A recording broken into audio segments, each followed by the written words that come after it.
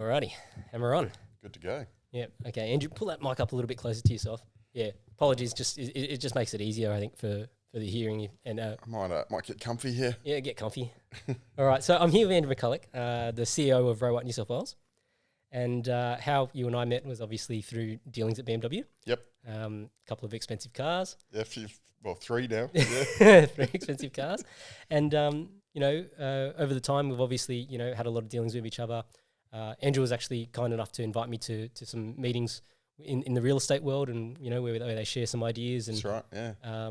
And so through that, obviously got to meet some of the other real estate guys, and you and I were talking, and I said, look, when are you going to come and do a podcast with me? And then it was like, okay, well, we're on. I couldn't believe you hadn't already asked me, mate. Actually, I swear that like one of the first meetings I had with you, I would have asked you. You reckon? Yeah, 100%. Maybe. 100%. Maybe. And but we're finally here. Yeah, good. So, first of all, I think you had a huge month last month, a record for the group, right? Yeah, huge. We I was saying earlier we were really shooting for 3 billion, which it's incredible. First of all, I felt like I'd won second division lotto. Yep. When I hit 2.95, because it was like so close to that 3 billion, and then we just didn't quite make it, But yep. But then I have to really think back on when I took the CEO role, we hadn't cracked $1 billion ever. Wow. So I remember the first time we got to $1 billion, my predecessor, who's still there, is a great mentor of mine. He came and said to me, "Mate, congratulations." And I said, "Mate, I'm not prepared to take the win, because when the market turns and it goes bad, I'm not prepared to be responsible for the loss." 100%. But obviously, that was years ago now, and we've just had such a good run. Yep. But I remember our CFO came and sat with me after we'd sort of hit $1 billion a few times, and he said, "Andrew, I need you to do that consistently every month." Yep. And I said, "Oh, AJ, mate, I'll do my best, but it's going to be tough." Yep. And then, the world's just changed so much over the last 2 years, hasn't it? Absolutely. And COVID sort of hit, and we were ready for a 40% downturn. The banks come out and said it was going to be a 30% downturn, and we got together as an exec team, and we all took pay cuts. And that was so that we didn't have to make any redundancies Yep. at the time, because we thought, it's going to be bad. Yep. And how lucky was it that we did that? Yeah. Because as it turned out, the company actually paid everyone back for the pay cuts, which was really good of them. Really good of them. Yep. But the market just went mad, and it wasn't just real estate; it was everything. Cars. You couldn't buy. I was struggling to buy Harleys, and yep. it was the world's just gone crazy, and it's just got better and better. And so when I look back at all that, and I think, okay, we didn't hit the 3 billion, I have to really remind myself of where we came from, which wasn't that long ago. That's right. And to be pulling these sorts of numbers is just it's crazy. Yeah, it's funny. There was once I was years ago when I was an area sales manager at Toyota. I used to always visit, obviously, these rural dealerships as well. And one of my dealers, the sales manager at Tamworth City Toyota, his name was Neil Driver. Good guy. We became mates, and he said to me, "Johnny, we have guys like you all the time. They change every year, 2 years, 3 years. Like, they rotate through all the time." Yep. And what I've learned over all this time is that when you get a shit DSM, like a shit area sales manager or district sales manager, they don't make any impact to your business. Yep. Right? But when you get a good one, they really make a solid impact to your business. Right? You notice the good ones. The shit ones you just sort of don't pay attention to, and the market is what it is, right? But when you talk about, we always when the market's good, everybody wants to take credit. Yeah. Right? But then when the market's bad, it's like, well, nobody wants to put their hand up and say, well, that was my fault. Yeah. Right. But I think the accountability, it cuts both ways. Like you got to take your wins when you get them and celebrate those. Yeah. And at the same time, it's like always trying to refine and look at, okay, what could I have done better? What can I do better in those bad times? Yeah. Right. We did the same thing, a similar thing, at BMW when the first COVID happened. We, obviously got all the staff together and said, guys, we're going to have to cut down days and times and hours and things like that, and move to, different rosters and things like that to try and retain everybody.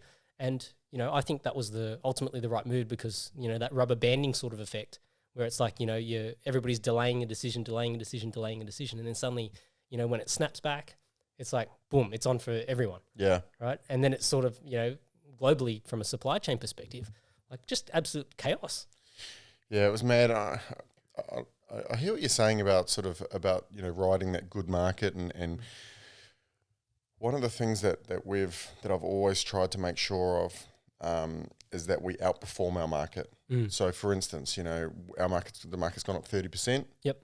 However, the business that I'm running, we've gone up 70%. So I'm like, okay, well, that's good. Yeah, you got to benchmark against something. 100%. I never want to ride a market, whether that be good or bad. Yep. So when the market's going up, you got to make sure you're outperforming it. When it's going down, you got to be making sure that you're still outperforming it. Yeah. Well, basically, you're not going. You're not outperforming it in the downside. Correct. Your business will go down. Yeah. No, it just happens, right? But you got to make sure it's not going down as quickly as the market's going down. Yeah. So it's. I hear what you're saying about you got to take the wins, and I do. You know what I mean? Like I do take the wins. Don't get me wrong, and I also feel responsible for the losses when we get those as well.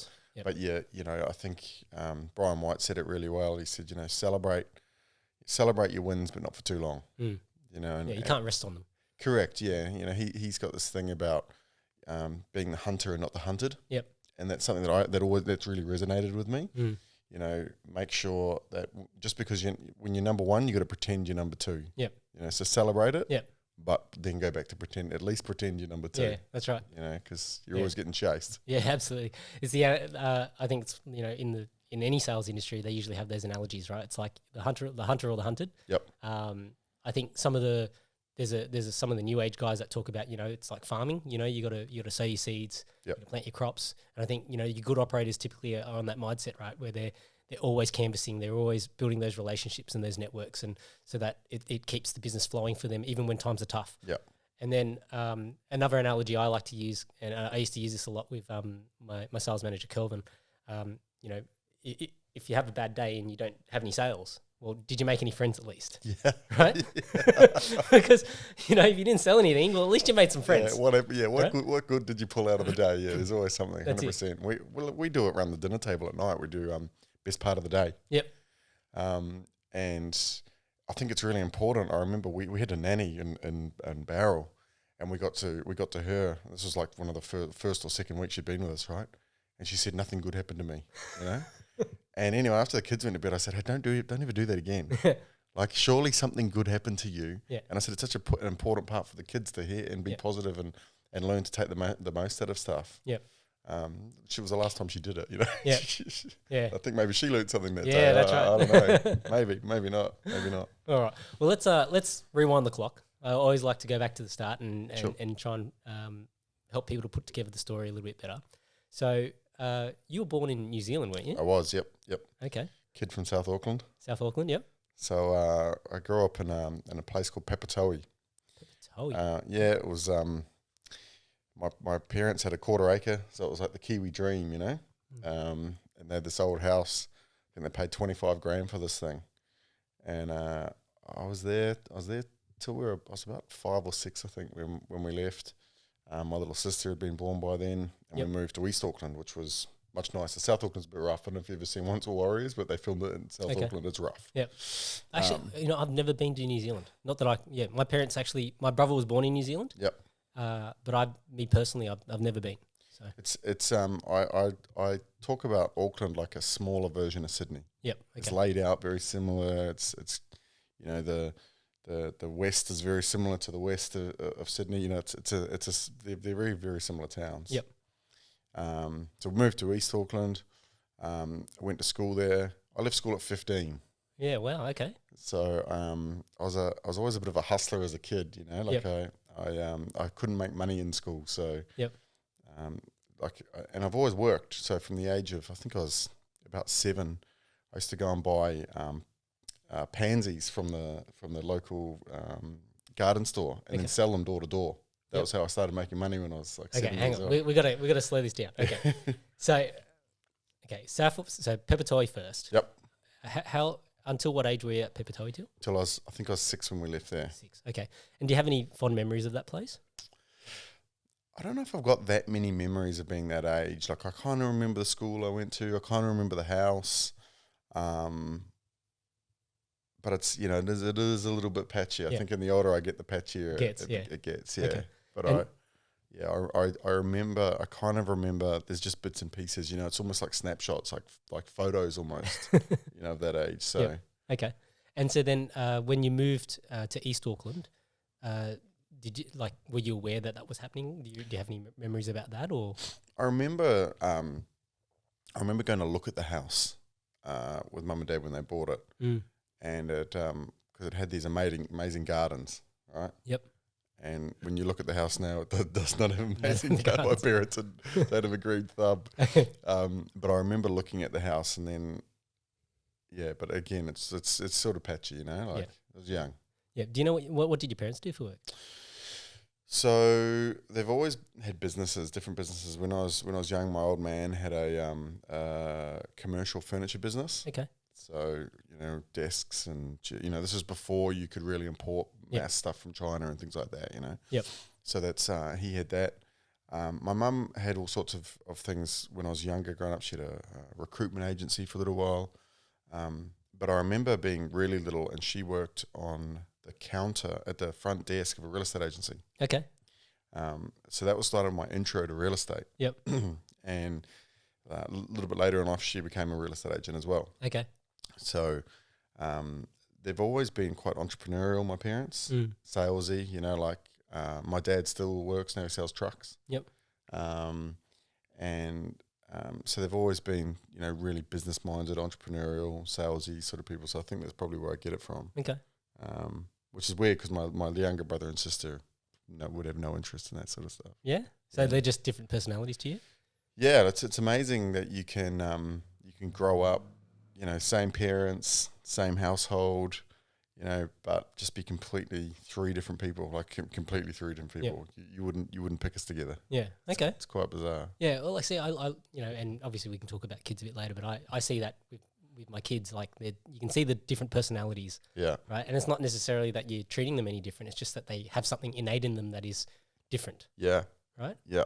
And so how did you get this idea at 7 to go and go to the garden store and then sell these door to door? Who put this in your mind? I don't know. I reckon I must have just been born with it, right? Okay. Because I've always had a thing about money, about business. I've always wanted to be successful. I think I might have been a bit older than 7, but I remember a car pulled up out front of my house, and I'm again, it's patchy, but I remember standing there and I'm there with my mum, and this car pulls up, and I remember looking at the car thinking it was like I think it was a 7 Series BMW, right? Okay. And the guy got out of the car and he's talking to my mum. Anyway, he walks back, gets in his car, drives away, and I said to Mum, "What does he do for a job?" She said, "He's a real estate agent." But I'm going to be a real estate agent. So I don't know. I think I thought of different ways that I could make money. Since I was a kid, and some of them haven't always been good ways of making money, but that was sort of, I guess, my intro to business, if you like, at that age. So how did you go with this flower selling experience? Yeah, well, I think it worked, but I ran that for a period of time until. Then my dad had a edger. You do your edges, you sort of stand on this thing and it works it's almost like a can opener. Oh, yeah. And so then I started going around and knocking on doors and offering to do people's edges for $2. Oh, there you go. Yep. So that was, it kind of progressed from the flowers to the edger. Yep. And then as I got a little bit older, I remember Dad bought a new lawnmower.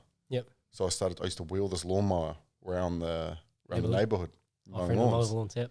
And I got business cards made up. Oh, wow. I taught my parents into getting me a mobile phone. It was, so I had a proper business, right? So it was I called the business the Cutting Edge, and used to mow lawns. So, and I reckon I did that for years. Wow. So it was interesting because later in life I had a landscaping business. Yep. And I called it the Cutting Edge. Okay. So it was kind of back to that, come full circle. Yeah. Okay, we'll get to that. Yeah. That was much later. Much later. So, what can you remember? So obviously, you mentioned that you left school at 15. Yep. What were you like at school? I reckon I was a terrible student. Yep. I'm pretty sure that I've got ADD, and if I've just got an extremely short attention span. Yep. Right. So sitting me in a classroom and talking at me was just didn't resonate. It did not work for me. Yeah. The things I enjoyed, I liked English. because I like reading and all that sort of thing. So because I liked it, I was okay at it. I wasn't amazing. Yep. It was one of those things I think I got in my school C, which is, like your basic, what education, if you like. Yep. I think I got 58% in it, which was pretty good. Okay. The other thing I passed was metalwork. Okay. Because So I good with enjoyed your it. hands. It was hands-on. Yep. And I don't think I'm particularly good with my hands, but I enjoyed doing it because Okay. it was something that I could do, Yeah, tangible. Yeah, 100%. So I definitely wasn't the best student. I was the disruptive one, I just didn't enjoy school. Yep. It wasn't for me, Yep. I could not wait to get out. Could not wait to get out.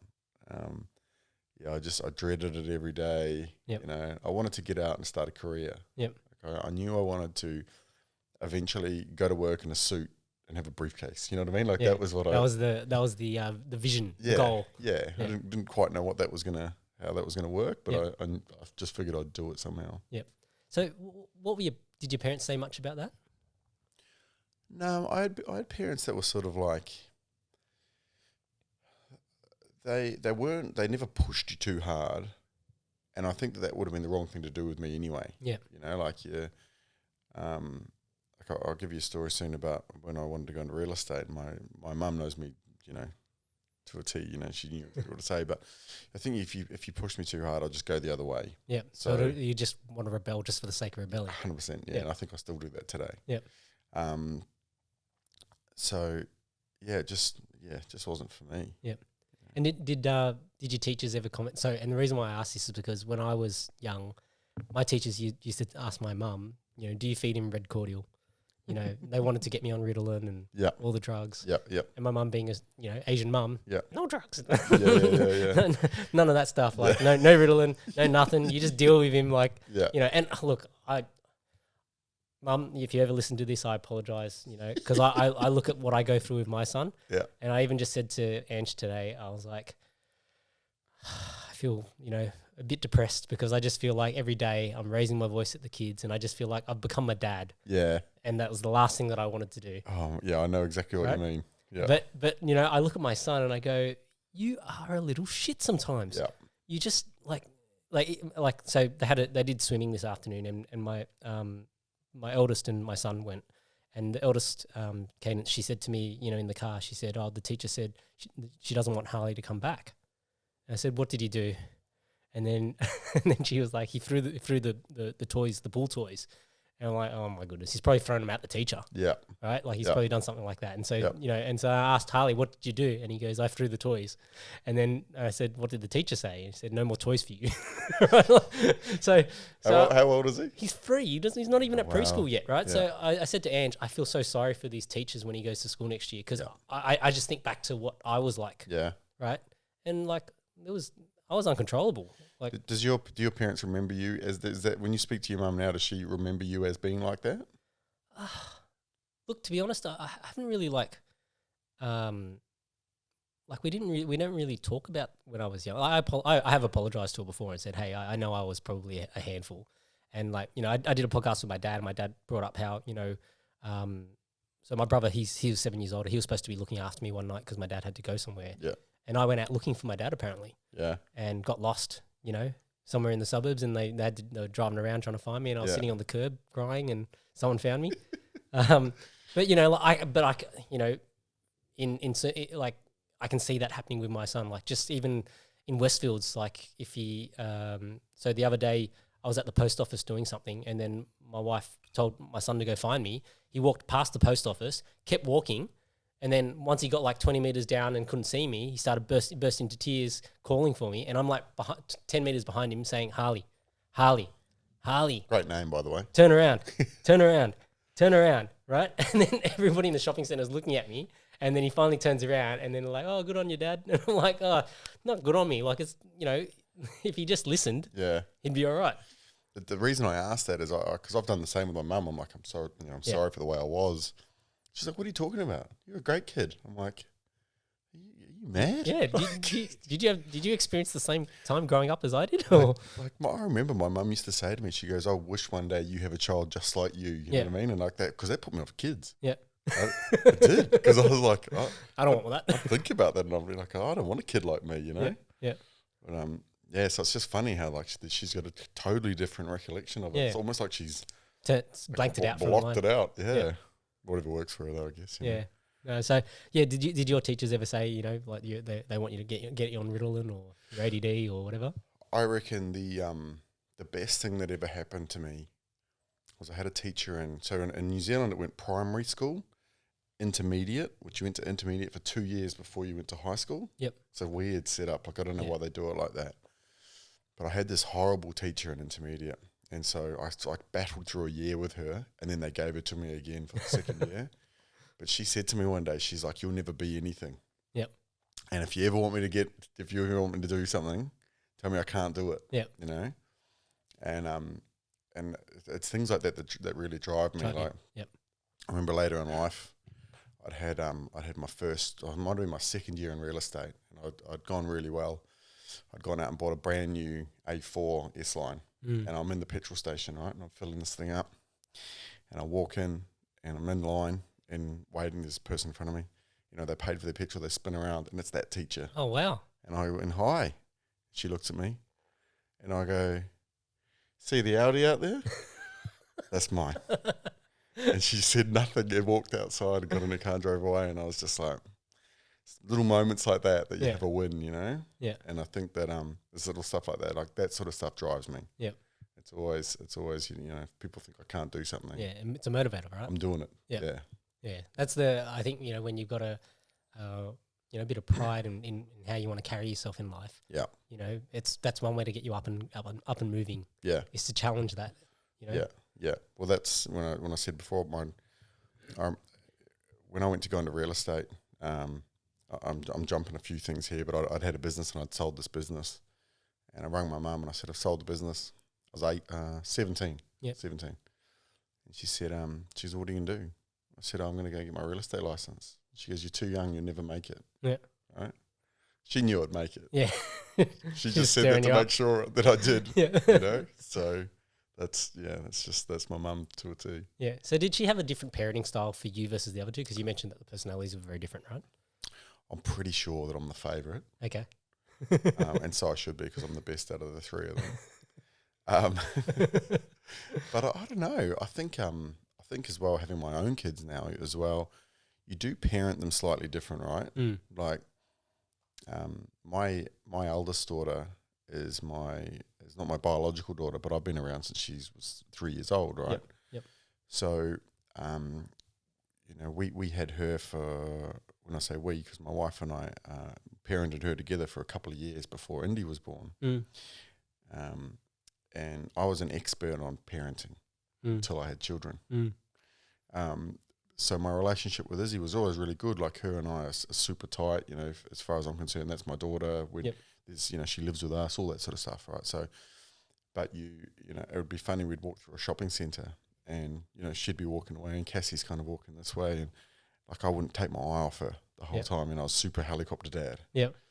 And then when, you know, she got a bit older, and then we had the middle one, and again, like, you know, I'd be rushing up every 5 seconds to sort of check if she's okay, and you know, if she's breathing and all this sort of stuff, and then you know, now we've got the third one, and I'm a bit more free range now. Yeah. You know, and I think I don't know if you get better, but you learn how to parent maybe. Yep. Like, I remember the best bit of advice my old man ever gave me. He only gave me 2 bits of advice in life, but the best one was, he said, "Mate, they don't come with a manual. Yep. Just do your best." Yeah. That's right. It's experience. Yeah. Yeah. No one gives you the guidebook when you have kids. I wish they had one, but There's plenty of books, but you know, look, at the end of the day, and it's great to read them because you get different perspectives. Sure. But I always think, you know, it really, you know, and everybody's got all the best advice for you. Yeah. When they're not your kids. Yeah. But you know, only you can really work out what's right or wrong with your kids. You know. Well, they're just all so different. So going back to your question, did my mum have a different, you know, style parenting me? I think, yeah, because I think we do parent differently with each of our kids as we learn and we grow and we get older and we get more experienced, and you know, so probably, but at the same time, I just think we're different. I think you'd know now, you know, having kids, they are all different. Yeah. You know, they've got their own little personalities. That's and, you know, there might be some similar traits and they might look a little bit similar or whatever, but they're all their own person, you know? Absolutely. So. Okay. So, okay, what prompted the decision to leave school? Obviously, you wanted to just get started into work, right? I just want to make money. Yep. Did you have a plan, or did you just say, Mum, Dad, I'm quitting school? Well, they made me have a plan, right? So their whole thing was I went and sat with them, and I used to do this. So if I ever did anything wrong, or went to fess up with them or have a serious conversation, it'd always be in the kitchen. And I'd always walk up and sit on the kitchen bench and be like, right, we need to chat. Okay. And so I'd got to the end of what we called fifth form, which was kind of the earliest you're allowed to leave school. You weren't meant to leave school until you were 16, but because I was always the youngest, I sort of went to school younger than everyone else. And so I was only 15, but I'd finished that year, and I said to my parents, I just can't go back. Yep. I'm done. I hate it. It wasn't because of that teacher. That was it wasn't. It wasn't. It was easy for me at the time to blame different teachers and things like that. That one was horrible. But I got to take a bit of that on myself, and I reckon I would have been hard to manage. You didn't make it easy either. No, I wouldn't have made it easy. But so I said I want to go, and they said, well, you've got to get a trade. Yep. If you're going to leave school now, you're not going to have an education. Yep. Right, so you could have a trade. And I loved cars. I've always loved cars. So I thought I'll go and be a car painter. Right. So I went and hunted out and got a job at a local panel shop, and did that for a little while. I was on $5 an hour, and it was a rubbish job. But I stuck it out for a little bit, and then I went and worked I changed panel shops to get a little bit more money. I think they paid me $6 an hour. Yep. And then I ended up at Honda in East Tamaki in East Auckland. And I tried really hard to do my apprenticeship, and I wasn't a bad painter, but the paperwork got me. Okay. There was a lot of theory. Okay. And I just struggled with it. Yep. And so that wasn't what cut my painting life short, though, amazingly. Although I don't think I would have got through the trade. Okay. Because it was one of those things where if you didn't finish your trade, you still got the money and you still got the job, because you had the skill, right? Yeah. But I was on lunch, and I was sitting in my car, and I leant over to fix a fuse. I had this old Holden thing, and I got this shooting pain. It shot up my chest and over my shoulder and down my back. And I sat back, and I was like, that's not good. Like, it didn't feel good at all. I sort of got out of the car. I was like, no, there's something wrong. We had an accident emergency right next door to the panel shop. Yep. Anyway, I walk inside, and I said to the foreman, I said, mate, there's something wrong. I think I've pulled something, I feel off, Yep. I said, I'm just going to shoot to the doctor. And he kind of rolled his eyes like, oh, the apprentice. Having a sickie. Yeah, whatever. So I went over, and I said, I'm having trouble breathing, actually. And they took me through, and the doctor, checks me out. He disappears. He comes back, and he says, there's an ambulance on the way. I said, what for? He said, you've got a spontaneous pneumothorax. What's that mean? That's what I said. He goes, mate, you've got a collapsed lung. Oh, shit. So So you punctured it leaning over? This is the thing. It's spontaneous, right? Just happens. Oh. So they don't really know why it happens, but I was a bit thinner back then, and the way they explained it to me was it happens to tall, thin people, and you've got like this thing where there's like the sac that covers your lungs, right? Yep. And it would wear against something, and it would wear a hole in it. Wow. And then your lung would collapse. So by now I'm in agony, like it's really hurting now. Like I'm in the back of an ambulance, and I remember screaming to the driver, I was like, hurry up, I thought I was going to die. Right? It got bad. Anyway, we get to the hospital, maybe I was being a wuss, I don't know. And the doctor came out and explained it to me, they're like, all right, so we're going to drill a hole in your chest, and we put a hose in, and we're going to empty it into a bucket of water, and it lets the air out. I said, what? And he goes, you can watch. And I was like, okay, maybe I don't want to watch that. I said, what's the other option? He goes, well, we'll put you on oxygen, and we can just see if it, because he said that will fix itself without drilling the hole, but it'll take a long time. I said, I'm going to run with that option, thanks. You didn't want the hole. I did not want them drilling a hole. Like, man, I don't like blood, or, you'd be amazed, but I don't like needles. So there I was in hospital for about a week. This is the guy with the tats. I know, right? So I went to hospital for about a week, and anyway, I was chatting to the doctor, and we're talking about, different causes and things like that. And he said, look, there's isocyanates in 2K paint. And he said, that's what? He said, mate, that's what the Germans used to kill people. Yep. Right? Yep. He said, it's not good. He said, do you always wear a mask? And I said, most of the time. Yeah. No. He goes, are you always in gloves and everything? And I went, but the reality was, mate, like, if you work in a trade like that, you just do not use the safety gear all the time, right? Yep. It's like riding my bike. I preach to people, you got to wear all the gear all the time. Yeah. But every now and then I'll jump on one of my motorbikes with shorts and a t-shirt on and go to the shop, Yeah. So he goes, look, I don't know if it's the cause, but he said it certainly won't be helping. Wow. So I quit. Yep. And I went back to mowing lawns. Okay. So I started a landscaping business. Yep. Went out and I actually bought a lawn run. And so you actually found somebody who wanted to sell their run? Yeah. So I bought one, and were you still using your dad's lawnmower? No, not by then. Well, I was lucky, when I bought this run, I bought the van and all the gear, and I bought everything. And wait, so how did you get the money for that, or did you have enough saved up? Yeah, I had a bit of money. I had a bit of money behind me. Like I'd always had a bit of cash. Yep. It was floating around. I always had a bit of money lying around. So bought this business and grew it. And I ended up buying a box body truck and bought some more gear and then I just got sick of it. Like I think I'd endured I think I endured one winter, one Kiwi winter, and when I was like, cold.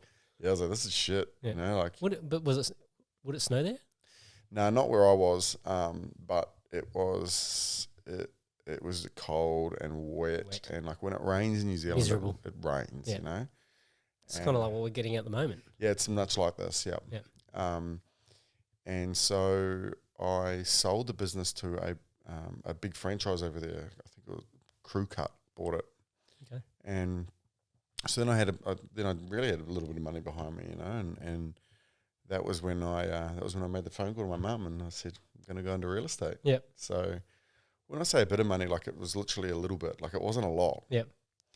And I got my license and I started to run out of cash, right? And wait, okay, so you did the real estate course first? Yeah, which was over there. It was like a 3-day course. It wasn't a big course. No, it's not a big course here either. So. No, well, it's got bigger, it's got harder. But back then, yeah, it wasn't big.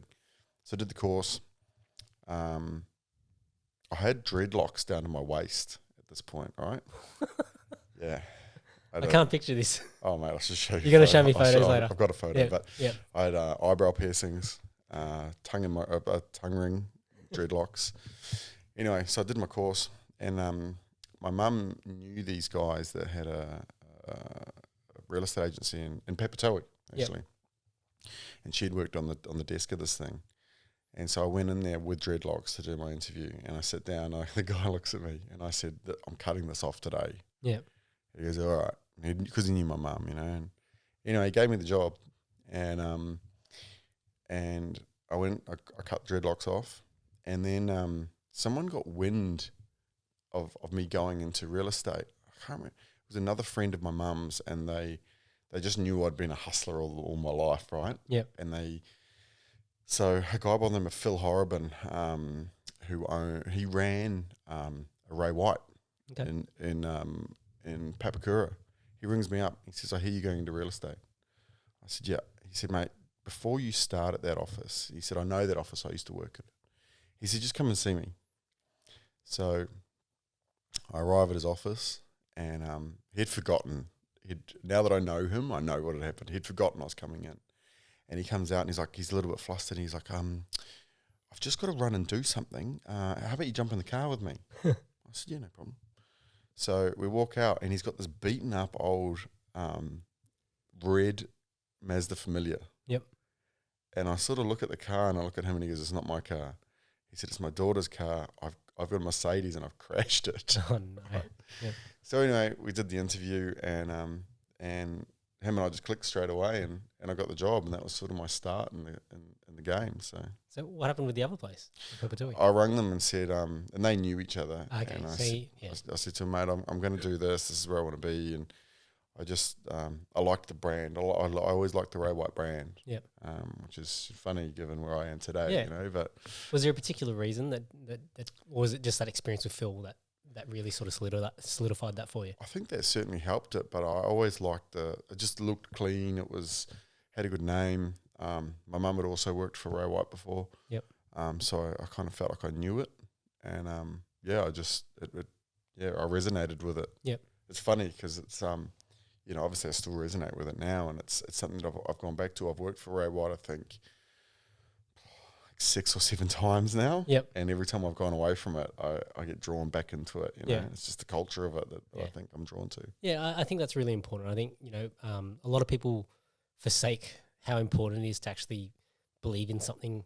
Like where you work. Yeah. Because otherwise it just becomes hollow and mind-numbing. And, that happened to me when I was working for Holden. As much as Holden was a good brand, it was on the decline when I was there. But, it was very challenging from that perspective because, everybody started the mindset. We used to be a 25% market share brand. Yeah. Here they were at 12 and sliding very rapidly. And, didn't work out for them either, did it? Didn't work out for them either. And so, when I first started, because it was the opportunity that I wanted, and I finally got to this point in my career where I was like, oh, this is where I wanted to be.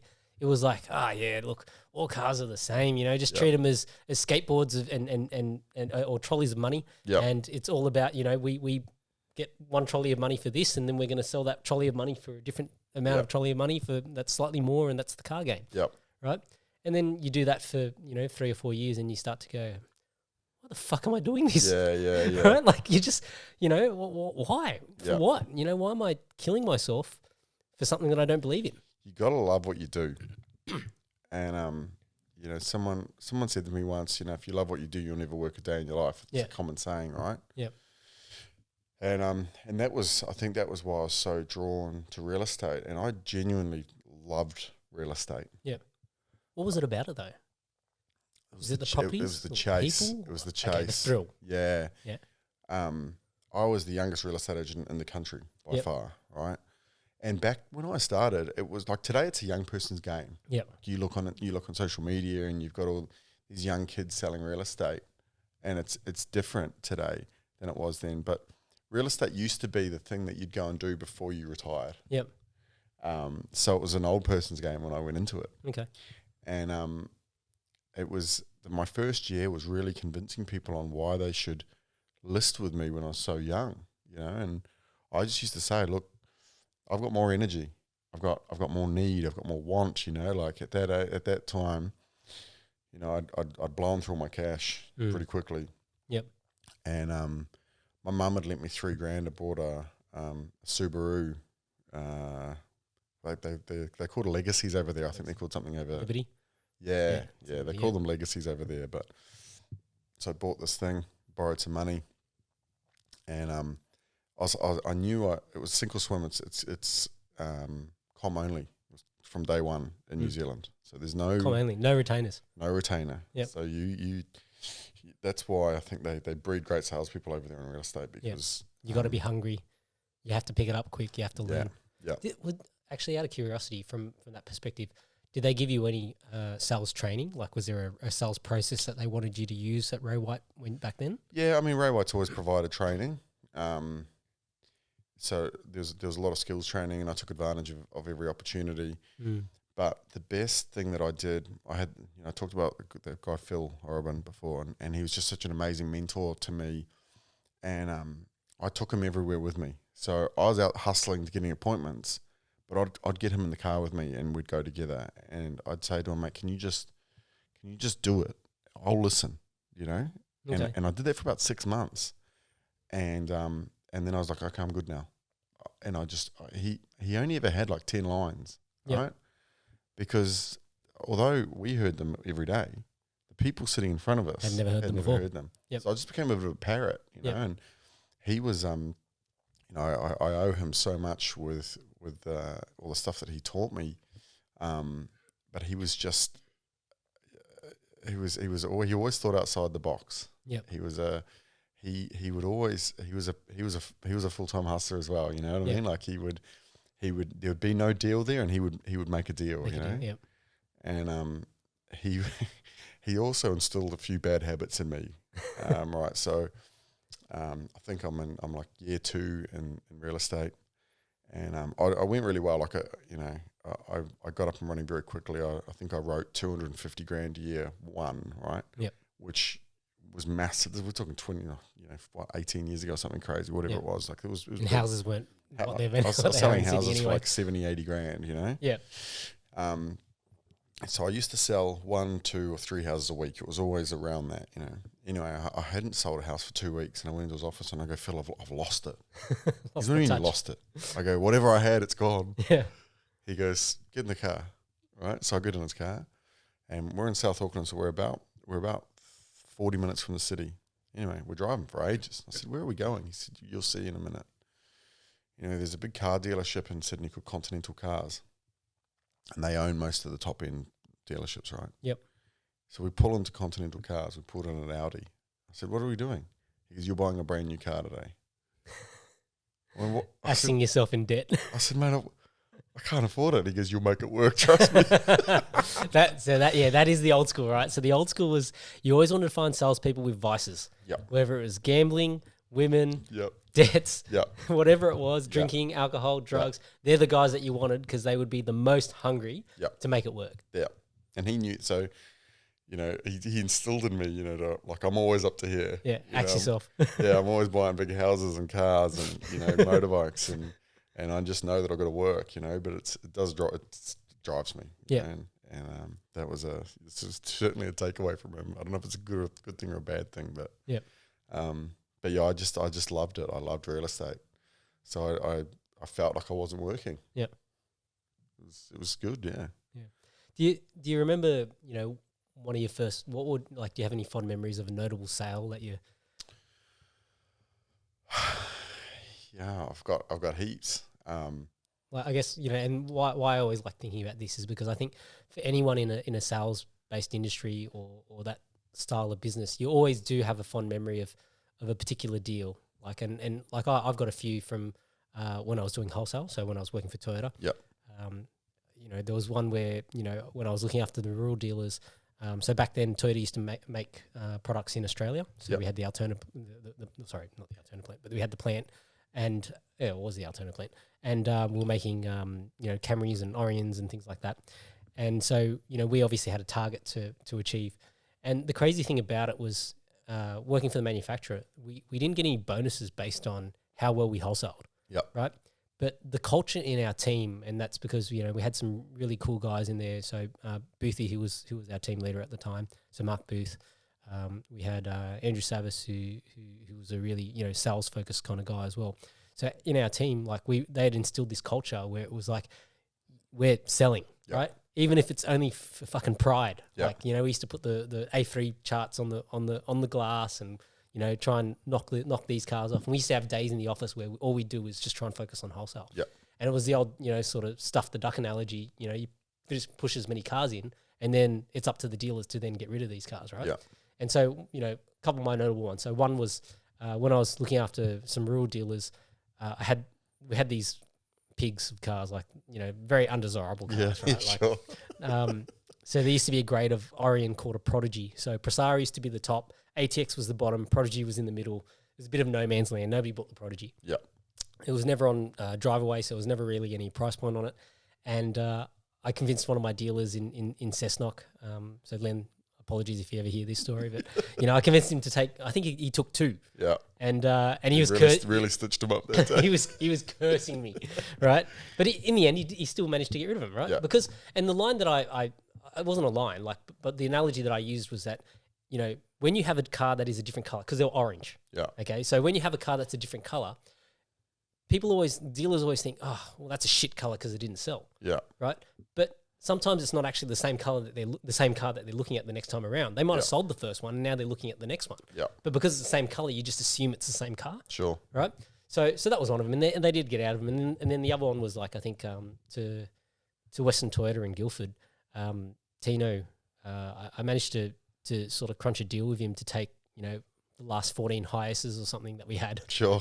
thinking that, you know, it'll become a monopoly, right? Yeah. Like you've got the last 14. Yep.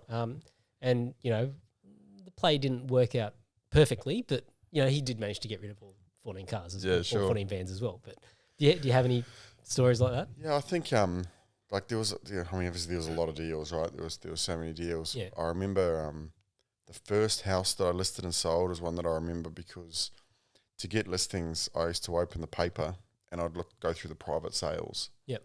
And there was a private sale in the paper, and this house was $70,000, right? And I rang up the owner, convinced them to give me the listing, sold this thing to an investor, and I was just like, your first sale, I think you always remember that first sale. So that was a really good one.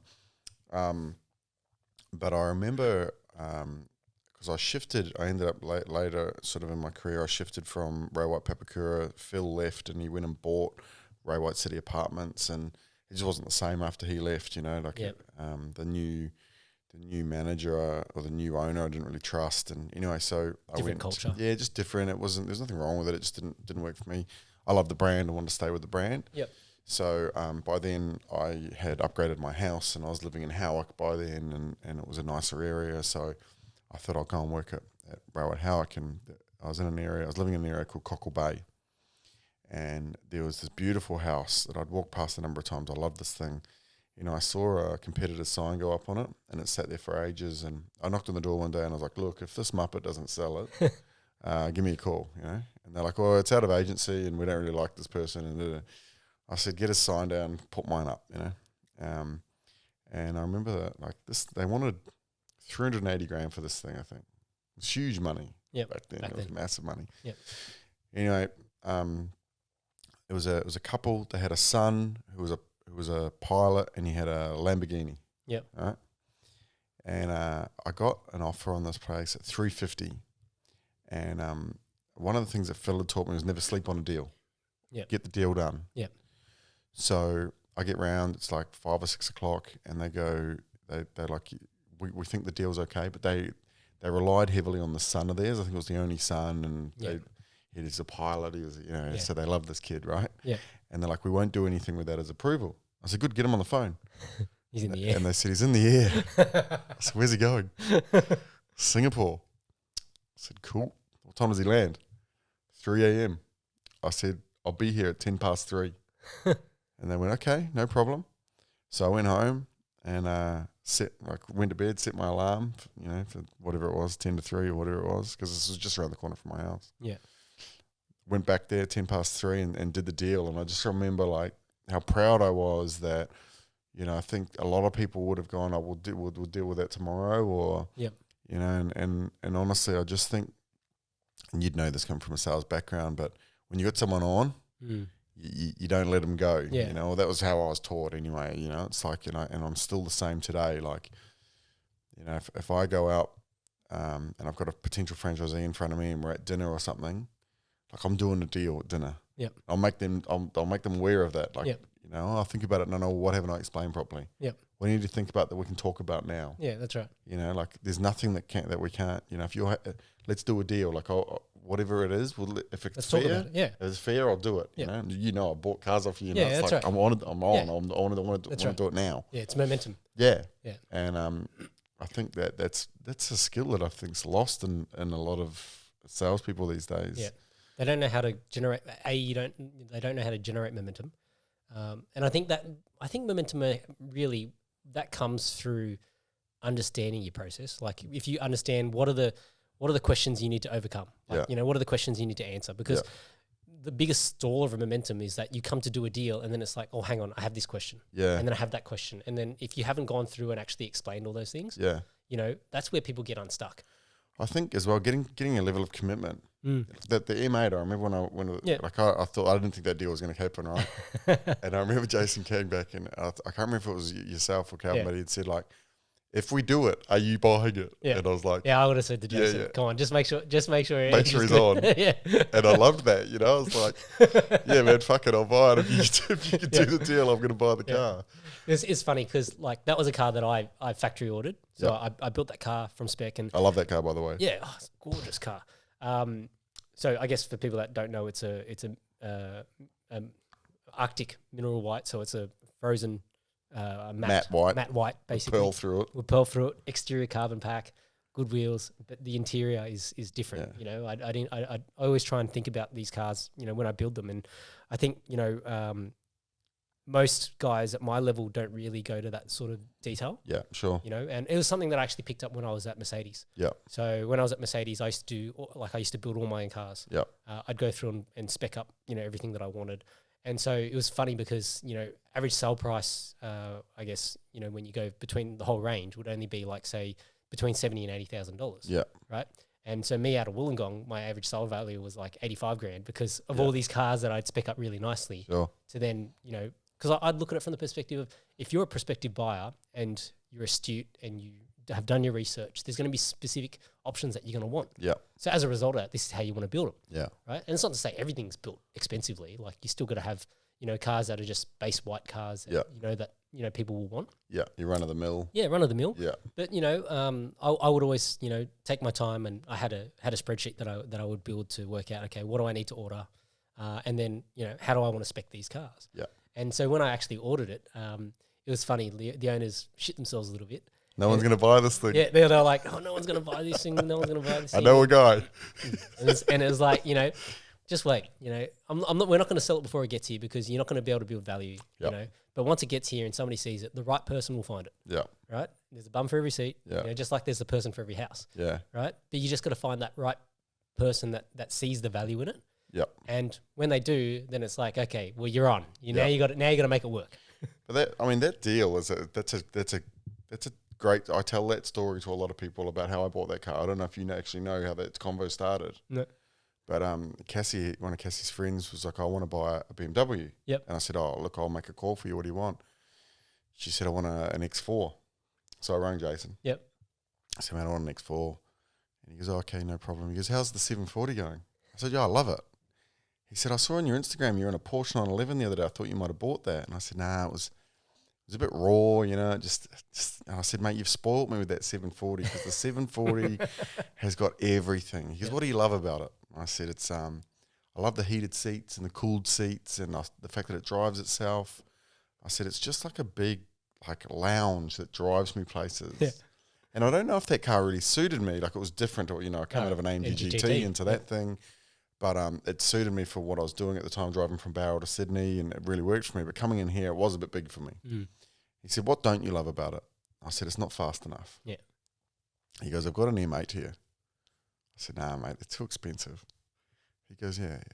It's he goes, it's got red interior. I go, does it? He goes, I'll send you the video, right? So he sends me a video. Yeah. And I don't know if this is skill or luck from Jace, but he knew how to do it, right? So he sends me this video, and I look at it, and so I take it and show Cassie. I'm like, look at this thing. She goes, you should buy that.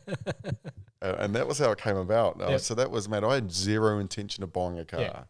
None. Like I genuinely loved that 740 that you guys had sold me. Yeah. I mean, you were driving that before me, I think, weren't you? That's right. It was a great car. Great car. You know, and I think that was love at first sight for me, that thing. Yeah.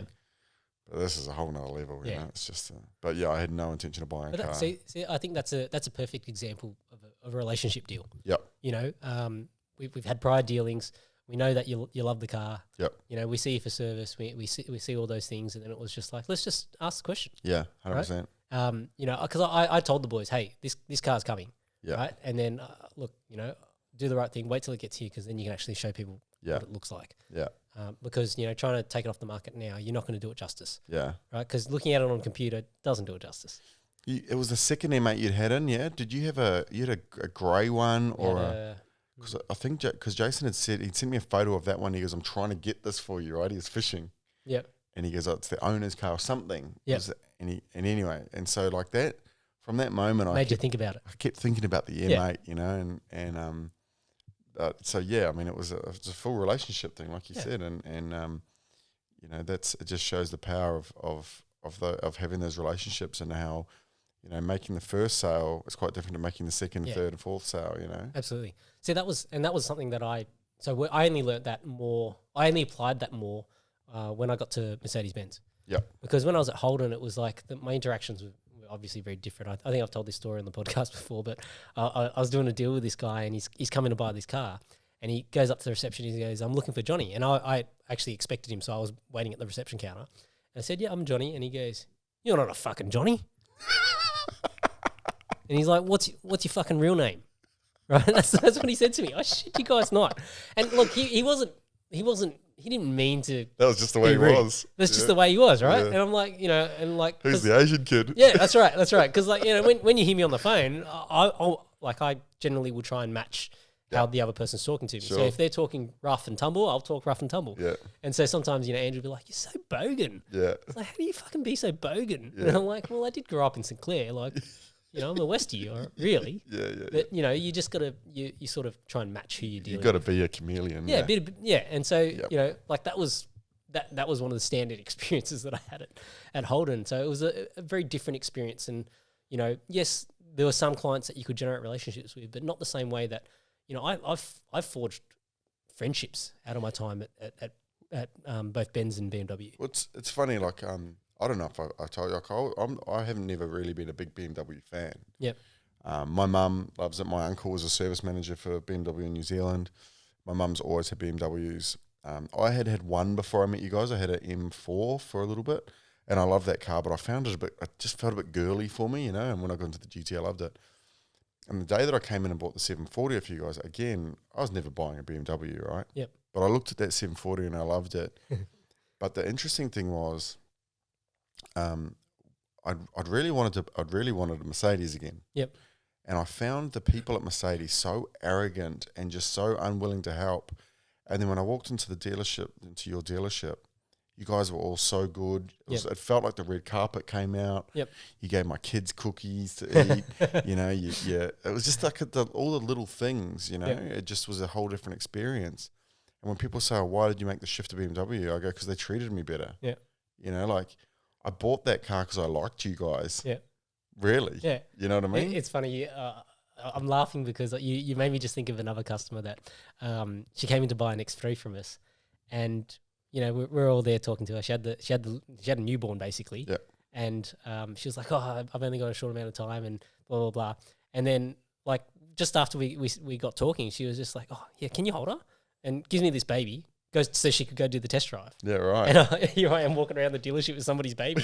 Right? Like all I'd done is had a phone call conversation on the phone. She doesn't know you. Yeah. And but we built this friendship as a result of it. Yeah. And that's the thing that I like the most. And I think the thing that sort of shifted for me, and I think this has probably shifted for you as well, is that and I guess we'll sort of try and fill in the gaps as we go, but. When you move into a capacity where you're no longer customer facing, now it's about building the relationships with your teams. Yep. Right? Yep. So you sort of shift in focus in terms of rather than building these relationships with your customers and building these great friendships with your customers, you're now building it with the team that you've got. Yep. Yeah, 100%. Yeah. Yep. So I guess let's try and fill in those gaps because a couple of glaringly obvious questions would be, how did you get to Australia? Yep. That's a good one. Yep. And then obviously, let's try and fill in the gaps in terms of what you did in between. So you've done how many years in real estate in New Zealand now? Yeah, so I was, by the time, so I was, like I said, I started at 17, the youngest real estate agent in the country. I was then, at the time, the youngest elite member for Ray White. Now, elite back then was $550,000 gross commission. Yep. So I was the youngest person to ever hit that. My good mate Adam then took it out. He was a bit younger than me, only by like 2 weeks, and he got it. Anyway, I love that bloke. But anyway, he took the title off me. And then I sort of fell into a Ray White business at 24. Okay. So Megan Jaffe is her name. She runs the Ray White International #1 business in Remuera. It's been the Ray White #1 international business for years and years and years. She had another business in Parnell, and I was in Ray White corporate by then. Anyway, her and I got along really well. What I love about her, she's just such a strong woman in business, and she's an amazing leader. She's got a great story. Like when I was working alongside her, she had like full blown alcoholic, and but still highly functioning. It's crazy. It's a crazy time actually. But anyway, she said to me, "Come out of corporate and come and help me with my business in Parnell." And so I did that, and I'm like you, I'm all or nothing, right? Yep. So I must have been there like 2 weeks, and I said, "This business is good, but I want a piece of it." So she said, all right, I'll cut you in and, you run it and I'll gift you half it. She basically gifted me half of this business, right? Wow. And now you got to remember, I'm coming off the back of a super successful sales career. I was always in the top 5 or 10 in the country. We used to do some crazy stuff like I was married before. I got married when I was 21 to my assistant. Oh. And anyway, it's another story. But we used to get helicopters to lunch, right? So we used to get helicopters. I'd get a limo to pick us up and take us out to Ardmore, where we'd get from Ardmore, we'd jump on a helicopter and we'd go to Waiheke Island and get lunch. So that's just an example of how loose I was with my cash, right? Because I was young, I could hardly spend this stuff. I was making so much of it, back then. And all my friends were going overseas and doing OEs and, backpacking around the country. And I've got like $500,000 worth of cars sitting in the driveway of a house that I nearly own. You know what I mean? Like it was a crazy time. Anyway, so I had this business, but I'd shifted areas. So I'd shifted from Papakura, which is South Auckland, to Howick, which was East Auckland, to Parnell, which was Central. Now, I did really well in South Auckland. I did even better in East Auckland. But when I got to Parnell, it was like a different breed. It was like a whole different game. And I was running the office and trying to grow a team, and I was struggling a little bit. And I bought this house in an area called Ponsonby, which was super upmarket. It was a lot like this actually, where it was, we're in Annandale at the moment, but it was sort of heritage homes and it wasn't Remuera where it was. Remuera is a bit more like Double Bay. It was a bit more grungy upper end, if that makes sense. It's kind of like a Surrey Hills almost. Yeah, very similar. So we bought this house, spent a bunch of money on it. It was worth about $1 million then, which was that was huge money for a house. And anyway, the GFC hit, and I had no money in the bank really. You know what I mean? Like I spent every cent I earned. I was making a fortune, but I was spending it quicker than I could make it. And my marriage started to break down, and then we didn't not one house sold in Parnell for 3 months. And mate, I very quickly ran out of money. And I had to sell a house. I made a loss on the house of like $400,000.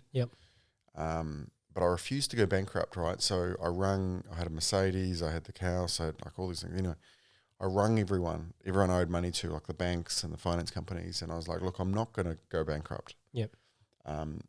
Unless I have to, and the only way I'll have to is if you won't work with me. So I said, I'll pay you back your money, but we've got to work it out, So it took me, I was 24 when that happened. I came to Sydney when I was 26, and I think I'd been here 5 years. So it took me like 7 years to pay everything back. I paid every cent back. But so when you say, how did I get to Sydney? I really battled through that. It was I'd gone from being absolutely bulletproof. Like I'd go and buy millions of dollars worth of land, and then I'd sell it before I'd settle on it, which you could do legally in New Zealand. No stamp duty and all that, so no capital gains. And I was just making money, and nothing went wrong. Right, everything I touched, it's like gold, turned to gold. So I thought I was bulletproof, right? So when all this happened, I was like, I'm not as immortal as I thought I was. And my ego took a massive hit, and I suddenly realized like maybe I'm not that good. You know. So I went back to South Auckland to sell property, and one of the business owners that had a real estate agency there sort of helped me out, and I said, mate, I need I think my expenses were like $4,000 or $4,500 a month or something. I said, I need you to guarantee me that while I get back on my feet. And they did, and I sort of got back on my feet and I started selling again. But it was a real battle, and I just felt like I'd gone backwards, and by then my marriage was over. My house was gone. I was hiding my Mercedes from the tow trucks so they didn't get repoed, and I was just like, you know what, I need to start again. And I can't do it here.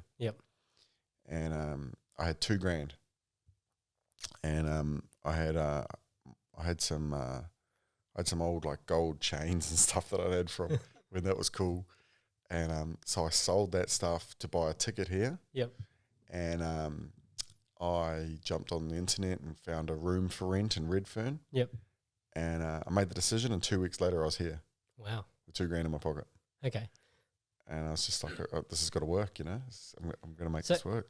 Okay. There's a bit there to unpack, right? Yeah, there's a little bit there. So, obviously there's an emotional toll when things don't go your way, right?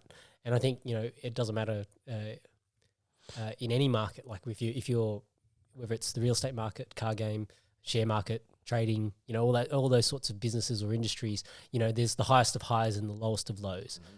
And when things are going good and everybody's making money, you're like, oh, this is the best, blah, blah, blah. And then when it turns and, if you haven't been cautious or save some for a rainy day, like it adds up very quickly, right? Real quick. And I'm amazed that, all the people that, all your lenders were comfortable with you getting out of New Zealand.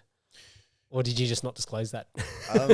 No, well, I didn't leave straight away, right? Yeah, so you had 2 years. So I had 2 years there.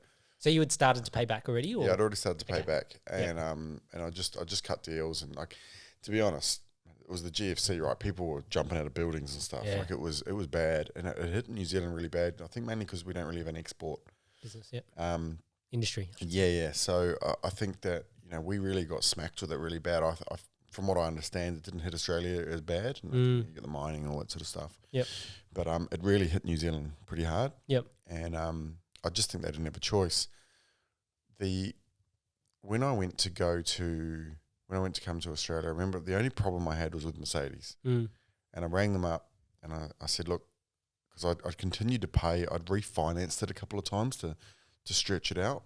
And then I rang them up and I was like, look, I'm leaving the country. Yep. So I'm going to bring this car back to you, to the Mercedes dealership.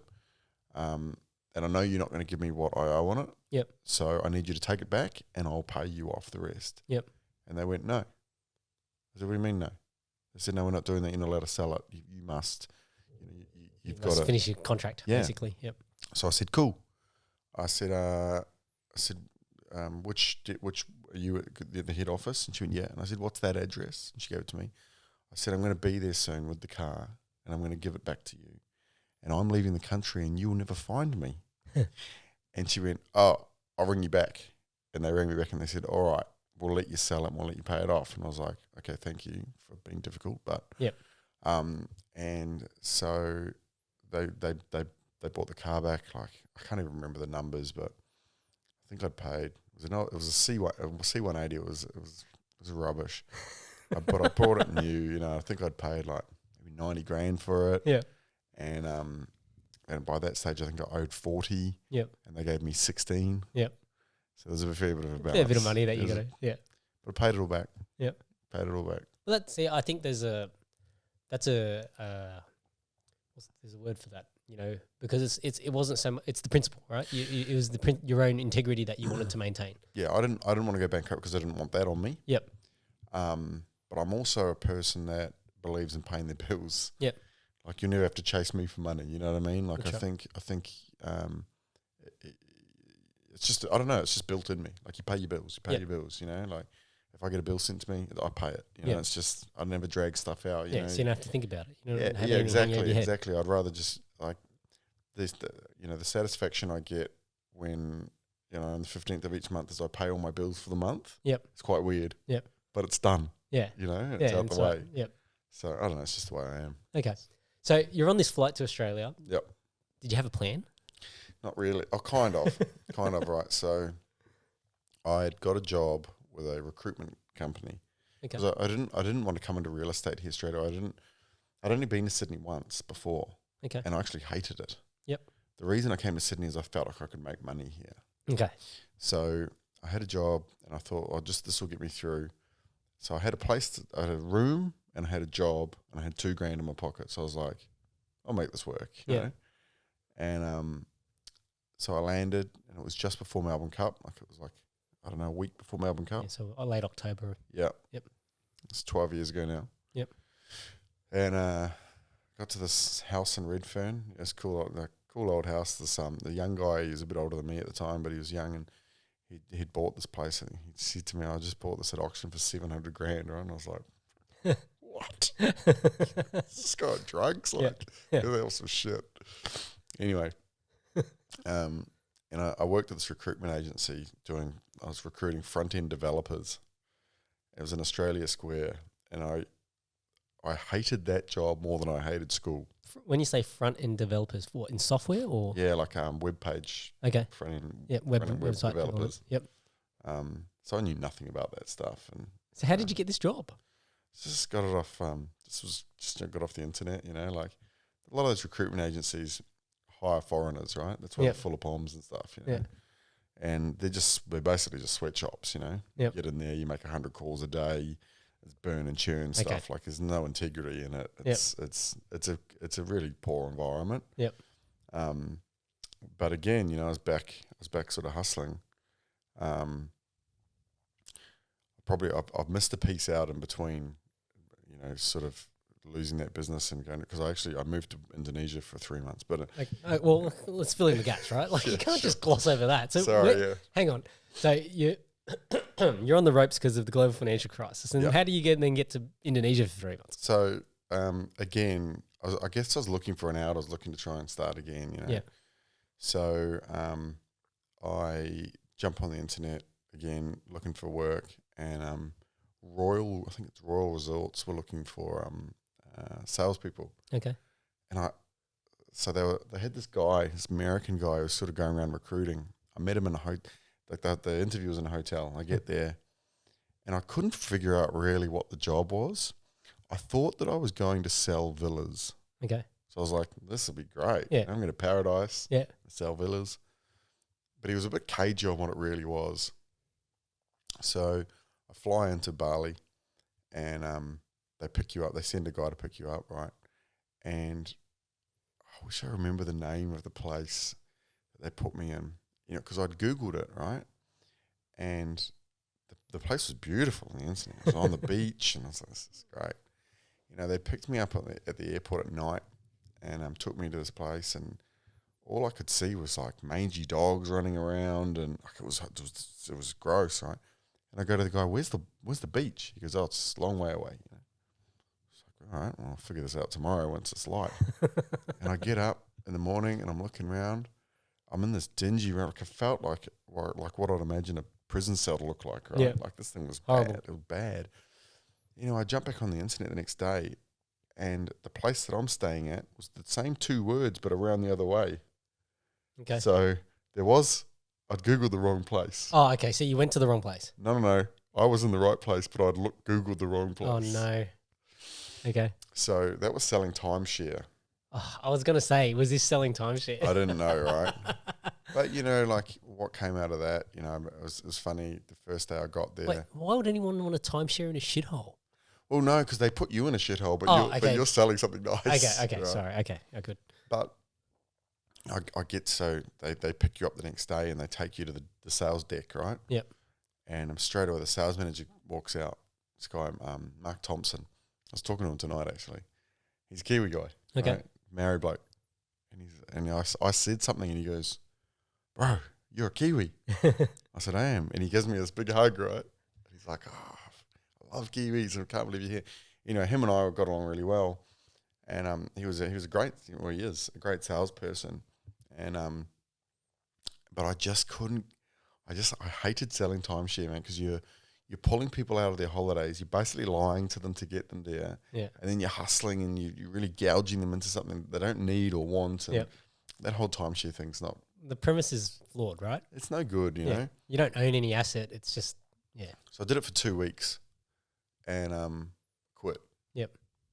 And quit while you're in Bali. Yeah, I quit while I was in Bali, and so then, did you already have a return ticket, or no? Okay, so you I was like, I'm not going home, right? I'd found this place. It was a little restaurant. When I say restaurant, I use that very loosely. It had a dirt floor. It was basically a tent, and they had a gas cooker with a wok, right? Now I was living off $2 a day. I was living. Yep. Right. And so I just coasted for 3 months, just did nothing. I did a lot of like reflecting, and I rented this little shack. So I got out of that shithole. I went and rented this shack, and it was in the complex was I don't know how much land it would have been on. It wasn't massive, but it had like these little bungalows around a pool. Mm. And I think this guy was charging like maybe $300 a month for this thing. Yep. And it was basically a shack. And I had an ensuite. Mm. And it was great. Like, I think I'd come off, I'd learned a lot about myself in Bali at that time, you know? Yeah. It was very basic living. Yep. And it was a long way from where I'd been. Yep. But I think I dropped a bit of the ego. I became a bit more humble. I learned that, you know, I wasn't bulletproof. Obviously, I'd figured that out by then. Yep. And, anyway, that, you know, like I said, I spent 3 months there, ended up back in New Zealand. And I think I was in New Zealand maybe for 18 months when I got back from Bali. Yep. And I was just like, get me out. Get out, yeah. So that's So in that time, you know, of self-reflection, did you keep a journal or anything? Like, did you write anything down, or was it just you because you're alone with your thoughts all the time? Yeah, I was on my own. Yep. And foreign country, different language. Yeah. So look, I met people there. Like we had a bit of a circle of, you know, it was mainly Australians because it was mainly Australians going to Bali then. Wasn't a lot of Kiwis. I didn't know any other Kiwis there. So we'd get together and drink bintang and you know, or I'd get on the sake with the you know, sorry, what was it? It's their rice wine that they have. Anyway, with some of the local guys, I'd drop it around, and it was just a lot of like. I think I spent a lot of time going. This didn't have to happen, you know. Like, what could you have done differently? Yeah, I mean, I could have been if I'd been a bit more humble and maybe put a bit of money away and not been so reckless. And I don't know, like I say all that, but I don't regret any of it. I'm not a guy that regrets a lot in life, you know. I think that, you know, you take away so much stuff and. Well, they're learnings. Yeah, 100%. Yeah. See, I think about that, you know, from my time at Holden. You know, as much as I can say, oh, what was I doing at Holden all that time? Yeah. I learnt a lot about myself when I reflect back on it. Yeah. Right? Because when I was at Holden, part of the reason why I took the job was for the ego. Sure. Right? It's the position that I always wanted. Yep. I'm a dealer principal. You know, I was thinking that I'd be 32 by the time I'd get there, and I'm here at 28. Yep. How fucking good is this? Yeah. How good am I? Yep. Right? And then it was all about trying to prove that point, you know, that, hey, you know, I can make this work. I can do this. Yes, it's me. But it's not about you. It's about your people. Yep. And this was you know, I guess in myself, when I reflect back on it, you know, I've learnt more about, you know, good management practices and things like that. And I think, you know, most styles of managers fall into 3 categories. So it's either fear, ego, or control. Mm-hmm. So the fearful manager is the guy that's like, oh, I don't want to teach this guy anything because he's going to take my job. Yeah. Right? So everybody's experienced a boss like that once in their life. Yep. The control guy is the micromanager. So, you know, can you do this? Now do this. Now do this. Oh, I haven't fucking done that. Yep. Right? So that's the control guy. And fear, ego. Oh, wait. Then ego. Sorry. And then ego was, that was me. Yep. Right? So I was a bit of a combination of ego and control. Ego was like, you know, it's all about me, blah, blah, blah. So, you know, one of the things that I learnt about myself in terms of how to take those things that sound very negative. So fear, ego, and control sound very negative in terms of a management style. I've spun the ego one around to then be like, well, all I need to do was just change what I take pride in, right? I don't take pride in it for me being successful anymore. I take pride in it because my people are successful, you know, and that there's been no bigger joy than that for me at BMW than having successful people. Yeah. Right? And I think, you know, you're probably on that same mindset now. 100%. I definitely don't think I was always like that. Yeah. The way I manage now is the way that I wish I had always been managed. Yeah. The franchise offering that I have on offer now is the franchise offering I wish I had. Mm. So, you know, I think it's funny, and I think I've learnt, you know, even, and with all due respect, you know, when I look at and my parents growing up, I didn't learn what to do. I learned what not to do. You know what I mean? And like I said, with all due respect, like I had a great upbringing. You know, I had great parents, but it's like that when I look back at my managers. You pick up on what not to do. Look, many of them taught me on what to do as well. So, But yeah, it's you certainly take a lot away from those experiences, and for me, going from being on what I thought was the absolute peak, at 24, and I was riding the high, and then losing the whole lot, and not only just losing it, but then having to pay back a lot of bunch that you don't even have. Yeah. To my time in Indonesia, to coming back and realizing that New Zealand wasn't for me anymore. To those early days when I landed in Sydney, and I was on, I think they were paying me 40 grand a year. Yeah. That first job, and again, it was just so humbling, and I'm sort of grateful now for those experiences because it's changed who I am. Yeah. Like in a massive way. Yeah. You have a different kind of appreciation. Yeah, definitely. And I think the other thing is, and this I say this because I think I've been going on and off through this in my time off as well. Like I think about we attach so much of who we are to a job or a role or what we do. Yep. Right. And most of the time, like, and you think about it when you go to a party with other parents, like the first thing so what do you do? What do you do? Right. So, and then if you're not actually doing anything, like at me, I'm not really doing anything at the moment. I'm just enjoying time with my family. I'm retired. Yeah. It's like, but if I was to say that, the people would be like, what the fuck are you done in life? I don't think that's really going to be the ideal. But, like I think, trying to not get caught up in that is really important, because I think when you're caught up in those things, you don't really pay attention to what is really important, right? Yeah, of course. Yeah, I'm with you. Yeah, for sure. Okay, so how'd you get out of this recruitment for web development? So I think what I would have been there, I was just coming to the end of probation, and I applied for a role on Seek at Office Max, and it was a account manager role, or a BDM. It was a BDM role, and so I went for the interview, and they offered me the job. So I was like, yeah, I'll take that. I think it was, what would it have been? It would have been 85 grand, right? Okay. So I was like, this is good, right? So I took that job. I went back to the recruitment role, and because I was actually not bad at the recruitment role. It was just sales, right? Yeah. So I'd done a bunch of placements, and he's like, I quit, and he's like, mate, you're the best like rookie, best rookie. Well, not the best at it, but he's like, you're the best rookie that we've had come through. And I go, yeah, but I hate it. He goes, well, I can't fix that. Yeah. So if you hate it, see you go. later. Yep.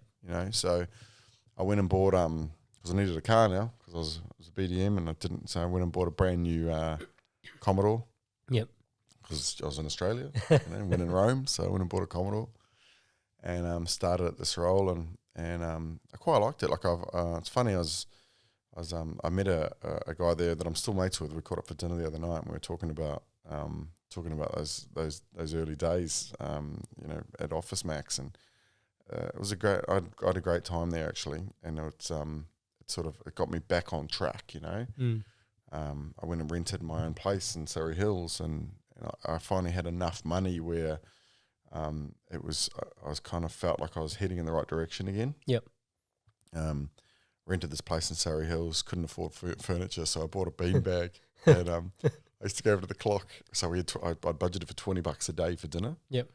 And I used to basically do the run of the pubs through Surrey Hills that would have different nights, like the steak night and and everywhere I went I used to steal cutlery.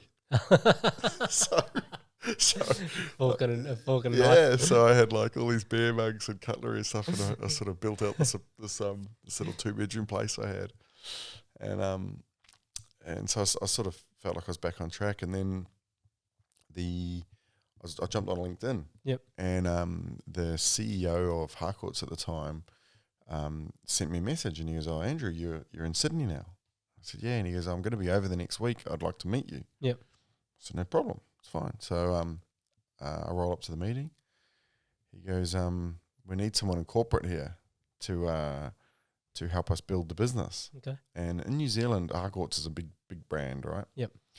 And so I didn't know any different. I was like, "Oh, well, that's a big brand. Like, that'll be good." Yep. And they paid me, I don't know, it was like $100,000 or something, you know. So I'm like, more money. I'm getting back there, you know. I'm far from where I was, but I'm heading in the right direction. So I took that role. What I didn't realise is that Harcourts by that stage had been here for 10 years and never really got off the ground. In New South Wales, so still a big brand in New Zealand, and they're actually a big brand in Australia, but New South Wales, they just, for whatever reason, hadn't taken off. And so I was working for a woman by the name of Sardina Smiles, great lady, really strong, another strong woman in business. I've got a lot of respect for her. You know, again, I spoke to her last week. She's good person in the industry. Anyway, we sit down, been there maybe a month or two, and we sit down for a team meeting, and she goes, right, I'm leaving. Huh. And I'm staying with Harcourts, but I'm going to go to Melbourne, run Melbourne. And I was like, oh, that's a shame, you know, because I really liked her. Yep. And they had the Australasian CEO there who employed me. And he goes, good news though, we've got a new CEO. I'm like, oh, okay. Who is it? It's you. And no, they go, it's a guy by the name of Rob Ford. Okay. And so it didn't go how I planned. Yeah, well, it didn't go how I planned either. And I go, okay. Anyway, so I look up this guy, and he'd been working for Ray White. He was an auctioneer. Anyway, he's younger than me, right? Yeah. I'm at this point, I'm 26 or 27, 27 maybe. He was younger than me, and I sat down with the CEO, the Australian CEO. I said, mate, I don't know about this guy. And he goes, oh, what, did you want the job? And I said, no, Mano, I'm not good enough, but I'm better than him. Right? So this sort of set the tone for when Rob came. Yep. And him and I did not get along. I just didn't respect him. I didn't think he belonged there. Anyway, needless to say, he fired me. Yep. Which, when you don't get along, well, somebody's got to go. Yeah, and it was either him or me, and obviously he was in the top spot, so it was me. So he sacked me, and it's the first time I'd ever been fired. Yeah. I've if I can say one thing, I've got a good work ethic. Yep. I've always worked hard. I believe in hard work. I don't tolerate people who don't work hard. And I'd never had someone pull me up on my performance. I'd never nothing, you know. Yep. Neither did he. He sat me down and he's like, oh, it's a budget issue. And made me redundant. Yep. Right. And I hadn't been there long, so I got 2 weeks payout or something, you know. Nothing. Yep. And so I'm now in a country that I've only been in for just over a year. I don't have maybe 2 years by this stage. I don't have a lot of financial backing, nothing. And I've just been fired, and I was like, it spun me out. Like I remember, because they took my phone and my computer and everything, right? Yep. So I went straight to Bondi Junction. I bought a phone and I rang my mum. Yep. Because mum's great in a crisis. Yep. And I said, Mum, they've sacked me. You know, what am I going to do? And she's like, you'll be fine. Yeah. You'll figure this out. And so I can't remember how it came about. I think I got in touch with a recruiter, and they put me in front of Aljo Hooker. Okay. And I walked into that meeting with Aljo Hooker, and I was sitting across from the guy, and I was like, I could maybe work for this guy. Anyway, another gentleman walks in, a guy by the name of Chris Maud, and the minute him and I looked at one another, I could tell we were just like, we're going to like each other, you know? Okay, yep. And so I took the job with them and was there for 4 years, and I had a great time there. Like, we grew that business pretty heavily while I was there. I took it as a recruitment role, so I was growing the network. Yep. My final year with them, we put on 69 offices, and wow. I did 47 of them on my own. So I was like, we were flying. Yep. And by then I was locked in. I knew what I was doing. I was back. I was back on. You know, I was properly back on. And but they made some changes in the ownership. And, you know, when things get a bit like, I don't know if it was change or I wasn't comfortable anymore. Yep. And so I started looking again, and I went back to the recruiter that put me into the role, and I was like, I just don't know about this place at the moment, you know. Yeah. When there's uncertainty, that's when, you know, it like, you know, that happened when I was at Mercedes-Benz in Wollongong. Like, you know, we had Deloitte start to come through, and it's like, okay, why are they coming through if you're not selling the business? Yeah. And, you know, if you are selling the business, why aren't you talk to me about at least the Ben side of it. Yeah. But look, I don't have bear any will, because at the end of the day, they're going to do what's right for them. Sure. But just that uncertainty was like, okay, I need to do something now. Just when things shift like that. Yeah. And that's what people get paranoid about when they've got to sell their businesses and they don't want their staff to know and stuff, because they know it can get a bit shaky. And I think that's what happened there. It didn't feel right. Yep. Anyway, they sent me back to White's, and I was like, I don't want to work for Ray White again. Oh, really? No, I was like, I've done it. I've been there and I've done it. And I rang the recruiter would put me into a meeting with a guy by the name of Stephen Nell, who had been the CEO of New South Wales for 20 years. And I rang Fleur and I said, I'm not going to go to that interview. Yep. She goes, Andrew, you're going. Just go. If you don't like it, it's fine. But at least hear. But I've got you. She's like, I've got it lined up for you. Go.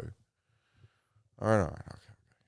So I sat down with Nelly, and he's a great bloke. He's just an absolute gentleman, this bloke, right?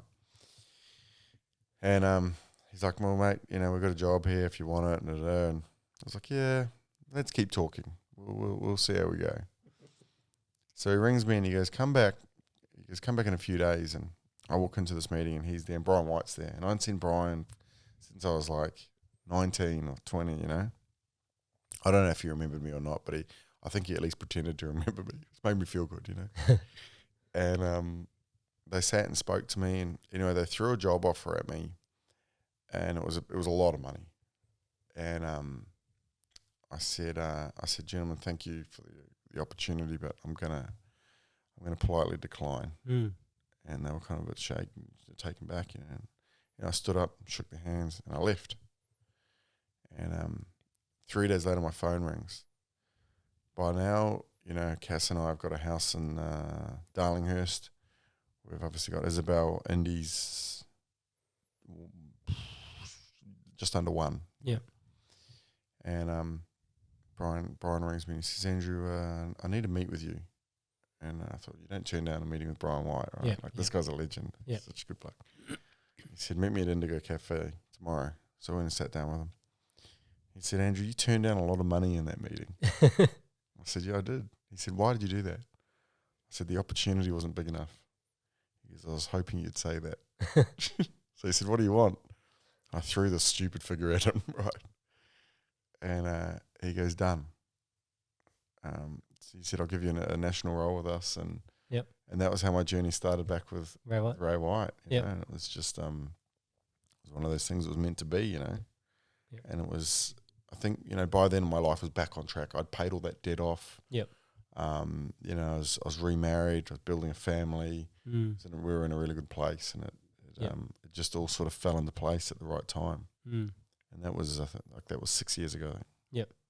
And so, out of curiosity, when it comes to onboarding new franchisees, is there something specific that you're looking for? Yep. I look for enthusiasm and the want to succeed. If they've got that want to, because you can't train that. Yep. I can give them everything else, but they've got to have that, because I can't instill that in people. I don't think, Yep. I'm not confident that I can. Yeah. Well, I think one of the things that I got taught a long time ago, and I think it still rings true, is that if your job as a leader is not to provide motivation for your people, they should be motivated already. Right? Yep. So part of your role as a leader is to build this culture where you have intrinsically motivated people. Yeah. Now it's more about, okay, well, what are the decisions that are going to help them to achieve their full potential? Yeah. Because they've already got the willpower. Yep. They just might need the direction, or they might need some coaxing. Yeah. Well, not coaxing. They might need the tools. Sure. To actually implement that. Right. Yep. So if you're going to work every day and then you've got to prep everybody up and get everybody motivated, it's a big draw on your energy. 100%. Right. And you could be the most motivated person in the world, like most high energy, and that's, I'm a fairly high energy guy.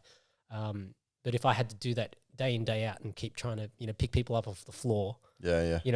Like if you go and spend 50% of your daily output on that. Yep. Well, that's 50% less that you could have achieved somewhere else. Yeah. Yeah, I'm with you.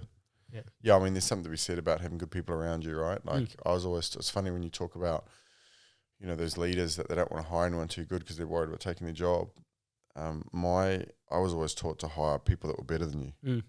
You know, like I think that was a whole Henry Ford thing, wasn't it? You know, that's right. And I reckon all my staff are better than me, Mm. and I do that intentionally. Yep. And if one of them takes my job one day, that's good. Yeah. You know, like one of the things I say to people when they come to work for me is I'll never stand in the way of your growth. So a guy I worked with at Harcourts all those years ago, Tim, I brought him back into my team. He came on board as one of my recruiters. Then he started as a performance guy. Then I put him as my chief of performance. He's just taken a national role. Yep. So he's now the company's national chief of performance. Yep. And I couldn't be prouder. Yeah. You know, and I've lost them from my team, but I know that it's a good thing for him. It's a good thing for the company, and I've got to go out and now get another person that I can bring through. But you know, I don't expect my people to stay with me. I want them to outgrow me. Yeah. And I think it's so important for a leader to be that way. Yeah. You know, not micromanage. I don't micromanage ever. Yep. You know, I hire good people that I trust. Yep. If they break my trust, then I don't need to micromanage them. They just can't stay. Yeah, that's right. You know, because they don't fit anymore. Yeah, that's right. So yeah, I mean, I've read a lot of leadership books and things like that, but to be honest, I think that you know the best way to learn how to be a leader is to look at the leadership you've had in the past, learn what to do and what not to do, and then just throw yourself at it. And it's like becoming a parent. You know, you're never really ready. Yeah. Well, I think you gotta also reflect on what works for you, because just because you read a book on it and somebody says, oh, this should work or that should work, not many people can implement it the same way as those other people. Yeah, correct. Yeah. Right. So for me, one of the things that I was really big on is coaching and development. Yeah. Right. If I was to go and say to and I made this mistake, expecting that my managers could go and deliver the same session onto their people, right? So I'd do this session, I'd draw out the notes. I know it all off by heart because I've done it that many times or gone through it that many times. Yep. And I'd have like these specific things that I'd want to discuss or explain. And I'd draw it all out, and here's your piece of paper at the end of it so that they got something to keep, so that they can remind themselves. And it's like, okay, well, can you go and deliver that on? And it'd be like, no. Yeah, I think that the day I figured out that I couldn't expect people to do exactly what I did, was like I freed myself from that. Yeah, because when you the people that work for you often don't earn as much money as you. Yeah, they don't have the same responsibilities as you. Yet we expect them to be just like us. Yeah, And that was something that I think I figured out early on in my leadership career was.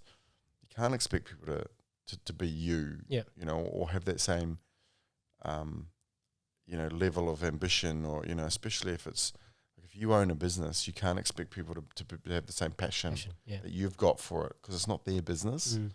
So I think having realistic expectations of people is something that you've got to have as well. Yeah. And it frees you as a leader when you figure that out too. I probably need to employ more of that, because I'm always like, look, I was an apprentice before as well. So for you could be like, well, I was a spray painter. Yeah. Right. Yep. And so people, because I think a lot of the times I feel like people don't try because they go, oh, but you're different, right? Yeah. But it's, really, like if you say I'm different, but that's because you're looking at me after 20 years of hard work. Yeah. You're not looking at when I started, all the shit that I ate. Yeah. Trying to get there. Yeah. Right. And it's the same thing. Like they go, Andrew's so successful, blah, blah, blah. They don't know that, hey, at one point in your career, you were practically on the verge of bankruptcy. Yeah. Right. And it's like, okay, I've got to now try and put these other stopgap measures in place so that I don't have to do this. Yeah. Right. So, people only look at the successes. They don't really focus. Yeah, they watch the Instagram. They watch my Instagram and see the highlight reel. They go, oh, cigars, whiskey, cars. Fucking hell, living the life. I say to people, I wish my life was as good as my Instagram. Meanwhile, it's like, get home and the missus is like, yeah, baby's got a surprise for you. Kids are screaming. It's a bloody shit in the nappy. But I mean, that's true. A lot of people don't see the a lot of blood, sweat and tears goes into getting to where you are. But but some people are different. Mm. And like I spoke about Tim before, he's one of those people that's different. Like I never have to motivate that guy. You know, he will continue to be amazing in whatever he does. Yeah. Because he is different. Yep. He's someone who could keep up with me, does keep up with me on a regular basis. You know, he was my right arm because he kept up. Yep. You know, he was my running man. Yeah. But there's not many people like that. Yeah. You know, and that's why there are different levels of success and or however you perceive success to be. You know, like for me, I've always been quite career focused, and you know, you can see my success. Yeah. You know what I mean? Because that's what way I perceive it. But for some people, it's, you know, it's and I don't want to say mine's not family, but some people, you know, they don't care about their career. It's all family, you know. And for some people, it's just different for everyone, I think.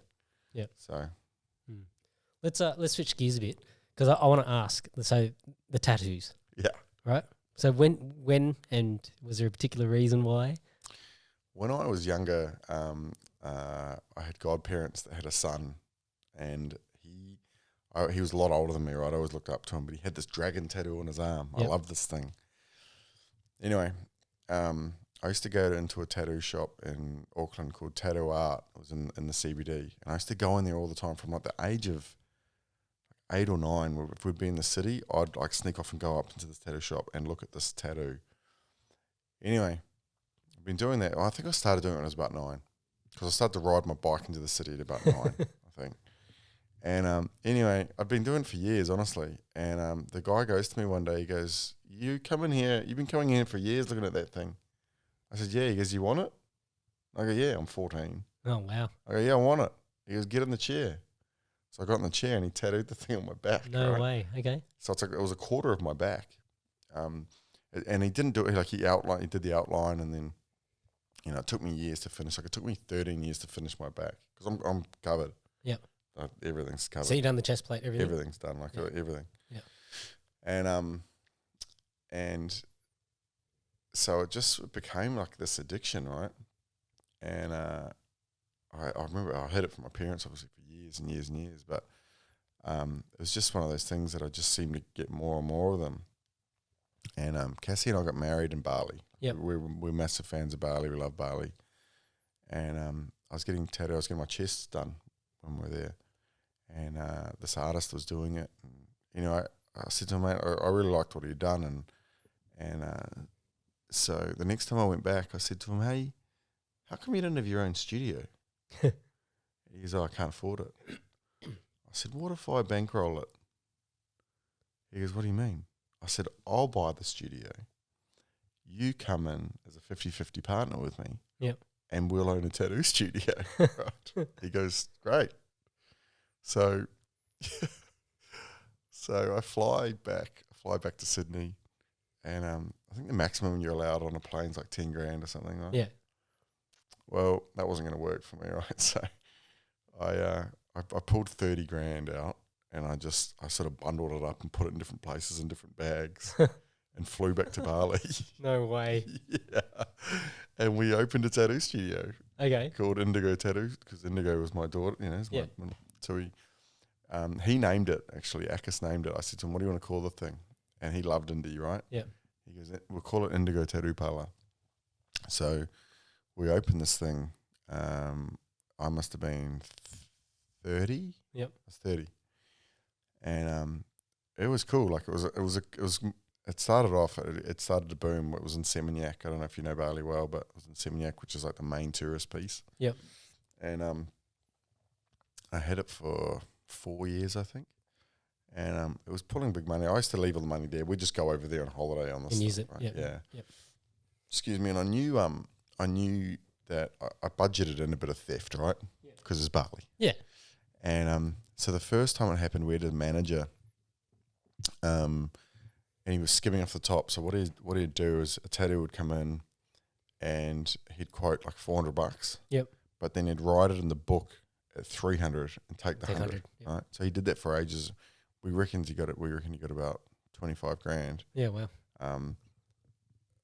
I obviously fired him, but about a year ago, someone sent me a picture, and it's him in cuffs and in a jumpsuit, and he's got 3 bags of marijuana in front of him, and he's going to prison for a very long time. Yep. Anyway, so, karma, whatever. So we fired him, and I sat down with my business partner, and I said, mate, we've got to watch this theft thing, man. Like, it really kills, it kills. But he's just an artist, right? Like, he's not really a business guy. Correct. So we put a new manager in place, and I said, look, I don't ever want that to happen again. So we put a bunch of things in place, like a locked money box and stuff. And I said to Wackers, you must watch. I need you to watch my money for me. And he was okay. And I said, can we get a bank account, and maybe can you just put all the money in the bank for me? Yeah.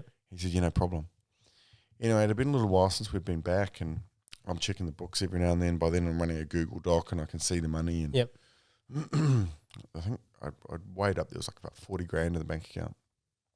So we'd had a bit of a sort of a rough time. We had some legal issues that we'd had to sort out with some stuff, and we had a big lawyer's bill, sorting out some stuff, and I was like, we deserve a holiday. Like, it's been a bit of a tough year, and I said, we've got all this money sitting in Indonesia.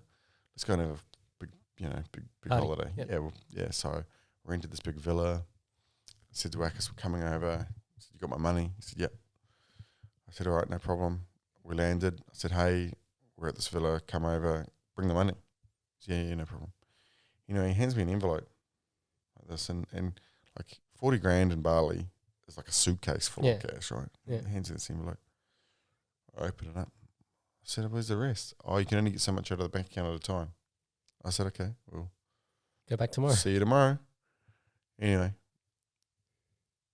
I ring him the next day, and he's like, there's a problem with the bank. It's shut or whatever. Okay, no problem. Well, tomorrow, mate. Tomorrow rolls around. Oh, no, still problem with bank. I said, mate, tomorrow morning, I'm coming to get you, and we're going to the bank together. Yeah. So I did that. We get to the bank, and he prints all these statements out. Anyway, he sits there, and he's just flicking through the paper. And I go, what are you doing? Where's the money? He bursts into tears, right? Oh, no. And he goes, Andrew, the money is all gone. I've taken it. Fuck. And he'd had this Australian girlfriend, and I knew something was up, right? Because he was traveling to Singapore with her, and he was buying all these clothes all the time. And I said to Cassie, I was like, studio must be going well, because Akis looks like he's living it up. He's traveling, yep. And there was no money. Fuck. Yeah. So I was upset. Like, I wasn't even angry. I was like, I go to him, mate, because he had his ex-wife that had a baby, and we'd paid the medical bills for the baby to be born. Like, I tried to look after my staff, and he was a member of my team on that project, and I'd really tried to look after him. So I was just so disappointed. But, I think he just got caught up in it. And yeah. Anyway, so the studio was never really the same for me after that, and I said to him, mate, you no longer own half of this. Like, I'm so disappointed, and so I listed the thing for sale. I sold it. I think I sold it for like 10 grand. Yeah. But again, it was a learning experience for me. Yeah. It certainly accelerated the rate that I got tattoos. Yeah. Because I got a lot. Well, if you own it, might as well. Yeah. So why not? But it's funny, like a lot of people, because when I'm in a suit, people don't know. Yeah. And I used to hide it a lot. So I'd keep my Instagram on private, and I'd. I wouldn't go, if I was going anywhere where I thought someone from my business life might see me, I'd always cover up. And I think just as I've got a bit older, I'm like, this is who I am. And it doesn't change who I am as a person. Like, so I've become a bit more looser with it. Yeah, you become comfortable with who you are. Yeah, I almost have fun with it. Like when I had that GT, in middle of summer, I'd go and make sure I filled it up, and I'd just be wearing board shorts, and I'd get out of it, and people would be like, is this guy a drug dealer? Yeah. Like, the funniest thing is when we moved in here, again, it was February, right? It was hot, and so I'm helping them unpack the truck. I was just in boardies and thongs, right? And you can see the neighbours like looking, and I'm thinking they're probably thinking, I hope that guy's the removalist. Anyway, there's a couple of guys up, like 2 doors up, and they'd seen me coming and going in a suit, getting in a nice car, and Cassie's up there, and she's talking to them, and she's like, oh, and my husband and I live there, and they go, is that the guy in the suit that gets in the car? You know, he's got the nice car up front. She goes, yeah. And they go, who's the other bloke? I thought you were two totally different guys. She goes, it's the same guy. Oh no. So I think I certainly played into that double life thing a little bit, you know, like there's me in the suit and the nice car during the week, and then there's me with the tattoos on the Harleys in the weekend. Yeah. But it's, you know, it's funny, like it is almost like the two sides of me, you know. Yeah. But maybe I play into it a little bit as well. You know? No, as long as you enjoy it. Like, see, for me, I was a bit like that when it came to, you know, me at work versus me at doing martial arts stuff, like teaching, blah, blah, blah. So I used to, not to say hide a lot of it, but it was just more like it was just two different parts of my life that I never really let mix. Yeah, 100%. And then, you know, when you add family into that, like it was like, then you got like 3 different lives that you're living. Yeah. Right. And I just got to a point where I was just like, you know what, like the thing that I value for me personally the most is transparency. Yeah. So as a result of that, I'm just going to be transparent with everything that I do. Yeah. Then, you know, and I think the part of that is like, you know, whenever there's any sort of, you know, when you have bad things happen in life, right? If you're still very sore about it and you can't talk about it, you shy away from that problem. Yeah. Like it becomes a sore point, or it's a wound that's festering. Yeah. Right. But then the moment that you air it out, you're allowing it to heal. Yeah, sure. You know, so I became like ultra open. Yeah. You know, to the point where, you know, my wife was, you know, sometimes she's like, oh, why do you talk about this? Yeah, yeah. And I'm like, oh, I don't know, it just comes out. And then she's like, I thought I told you not to mention this or mention that. And I'm like, oh, sorry. It's who you are though. Like, yeah. And I, you know, like I said, I used to really hide it. And, you know, I've got to the point now, like my Instagram's open. Yeah. I post photos of me, you know, at the beach with my kids and stuff. And it's not that I don't care, but I'm like, you got to take me as I am. Who you are. Yeah. Yeah. And I remember, you know, I spoke about that guy at Al Jahuka, Chris Moore. I remember he spotted a tattoo on my arm once, you know, 'cause I'm still like this, like if I'm at work, you know, like I had some of my salespeople out on a boat last week, I'll cover up. Yeah. But I feel like it's more of a respect thing than anything. I don't know, it's weird, right? Yeah. But he said to me one day, he goes, mate, if you're proud enough to get him, you should be proud enough to show him. Yeah. And he was my boss, you know, and I was like, well, that's cool, yeah. you know? And so that was probably at that point where I started to be a bit more open with them. Yep. But it does throw people, like, you know, like I get people all the time, you know, a mate of mine, he's a mate of mine now, but when we were... Especially with the Harleys. Yeah, well, that's... So him and he rides Harleys as well, right? So we're out riding one weekend and he's a lawyer. Yeah. Right? Anyway, we're talking and he goes, what do you do? I said, I'm the CEO of Ray White. And he goes, whatever. And I said, mate, I am. And he pulls his phone out and he Googles my name. Right? And he goes, fucking hell. He was blown away. I think because he just, you know, I've been there in jeans and a T-shirt and tattoos and Harleys. And I love it though, because it's one of those things where, you know, if people judge other people, that's where they really come undone, you know, like, so I've got this thing where I try to never ever judge people, right? Like from that perspective, like I've had, you know, people walk into my showrooms with thongs, you know, boardies, whatever, and I don't care. Like it doesn't bother me. I'm going to treat everybody the same and offer them the same level of respect. And, you know, for some people, it turns them off, or whether they go, oh, this guy doesn't have money, or some people have that perception, even though it may not be the case, right? Like one of the things that I used to sort of have a giggle about is like people would come sometimes to the reception counter at BMW, and even though it says reception, they'd quite clearly see that the girls had gone to lunch or the girl was on lunch or something, and so there'd be nobody there. But rather than flagging anyone else down, they just stand there. And like, it just sort of irked me, like, you know, there's nobody at the counter. Yeah. So like if I went into, I don't know, pick any shop, right? Yeah. And there's nobody at the counter, I wouldn't just stand at the counter. Yeah. I'd try and find somebody to offer me service. But then, you know, I don't say that to make fun of customers or whatever. I just think it's just one of those things that it just irked me. But then I thought about it. Okay, well now I need a contingency, because if people are going to stand there no matter what, Yeah. Well, then I need to make sure that if one of the girls go on lunch, they grab someone else. Yeah. Somebody else has to sit Or there. you're keeping an eye out for them. Yeah, like you have to do something because Yeah. it like when I was just watching it happen, and I was like, is it me that's thinking incorrectly? Like that, that you should try and find the service elsewhere, or maybe I need to just change that something in my business to make it more convenient for customers, right? So it's funny you talk about not judging a book by its cover. When Cassie and I were living in Darlinghurst, there's a luxury car yard in town. Is that Skid Areas? Yeah. Yeah.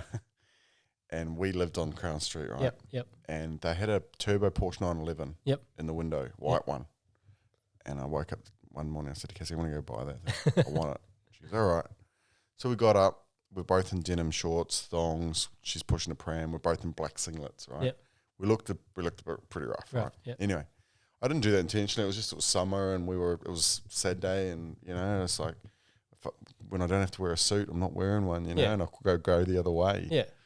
And anyway, we walk down, and I walk in. I'm circling this Porsche, and I keep trying to get someone's attention, because I don't know if you know that showroom. It's just like a long showroom. It's a long showroom, and there's no reception really. You know what I mean? So there's normally someone just sort of. I know the owners. Yeah. So finally, the guy comes over. He's like, "Yeah." I go, "I want to buy the Porsche." He goes, "It's sold." I said, "Really?" "No, sold sticker on it." He goes, "I've taken the deposit." I said, "Okay." I said, "Can I leave my details in case it doesn't go through?" Yeah. And he goes, "Oh, yeah." He's kind of looking around, He picks up a scrap of paper and a pen. He goes, "Yeah, what is it?" So I gave him my details. Obviously, I didn't hear back from him, right? That Porsche sat on that car yard for 3 months. Yeah. There's no fucking way it was sold, Yeah. you know? Yeah. It's just a story. Yeah, but it was just so bizarre. I'm like, why wouldn't, again, and I've seen that guy since, and I'm normally dressed much better when he sees me. And he sort of looks at me and you can like tell half recognises you. Yeah, he's like, where do I know this guy from? Yeah. And I so want to say, mate, I was the bloke that wanted to buy the Porsche. Like, I could have bought it that day, and you didn't want to sell it to me, Yeah. But again, there was a lesson for me. It's like, I wonder if I've ever done that. I wonder if I've ever... Yeah, accidentally misjudged somebody. Yeah. Yeah. I mean, that bloke has got no idea who I am, probably still doesn't know who I am. Yep. No idea that I could have bought that thing 3 times over, Yeah.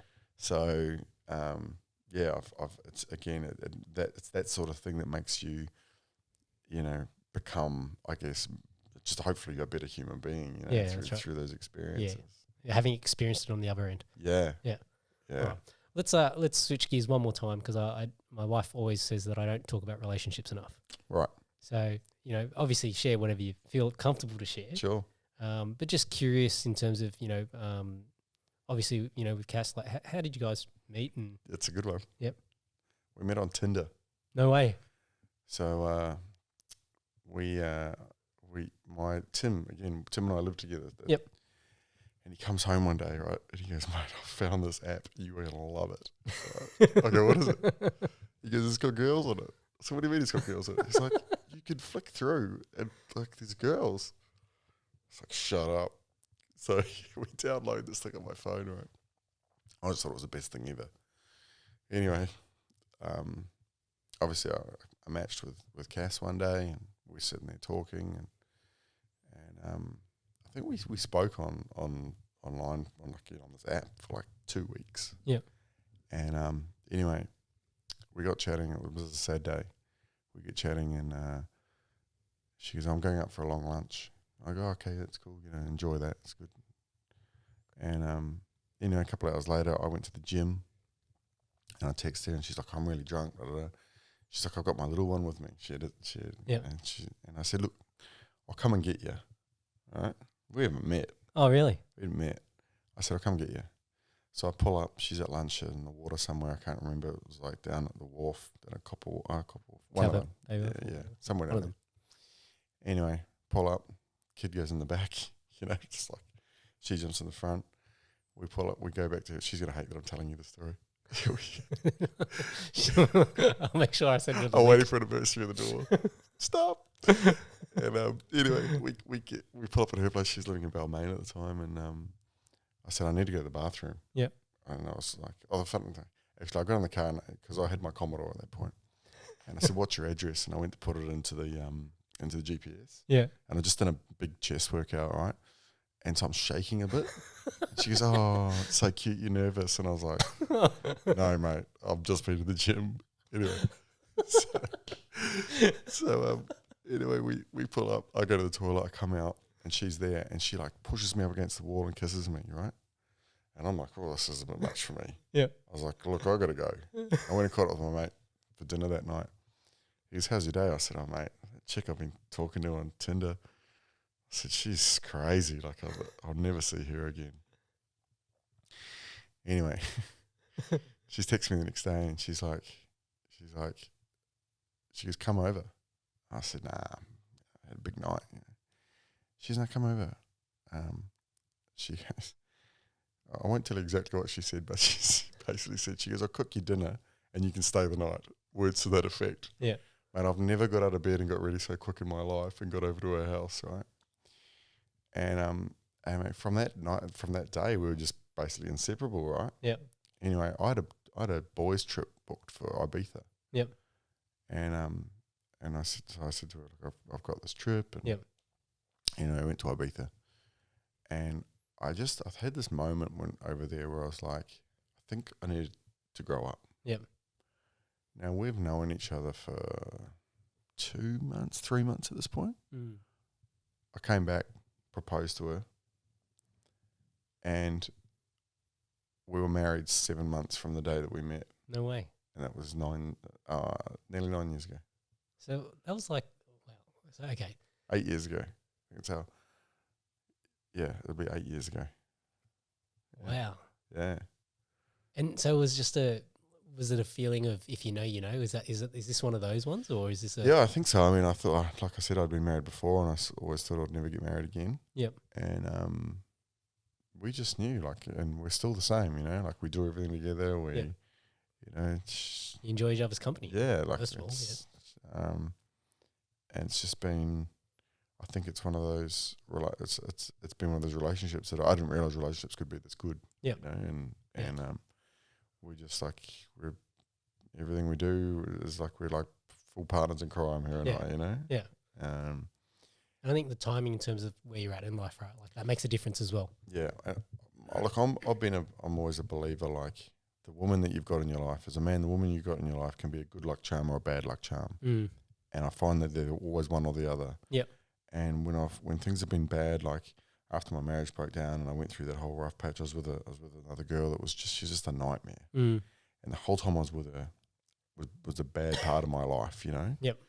And whereas like every relationship hits some rough Ups and downs, patches, and it's not roses every day, and it's not some fairy tale, but it's the day since the day I met Cass, things have gone really well. Yep. And I think that she's a massive part of that. It's I think every good man's got a great woman behind them. Absolutely. I could attest to that. So I'm very lucky. Yeah. Very lucky. Cool. Well, I think unless you got anything that you want to ask me, but oh man, I feel like I'm talked out almost. I think it's good. I guess we were talking before about you've made that move away from BMW, and what's next for you, mate? Like, what are you going to do? I'm hoping you're going to come sell real estate with me. Well, look, never say never. Yep. I don't really know. It's an interesting question. I think the world's in an interesting place at the moment as well. Personally, there's lots of opportunities and out there, but it's just about finding the one that resonates with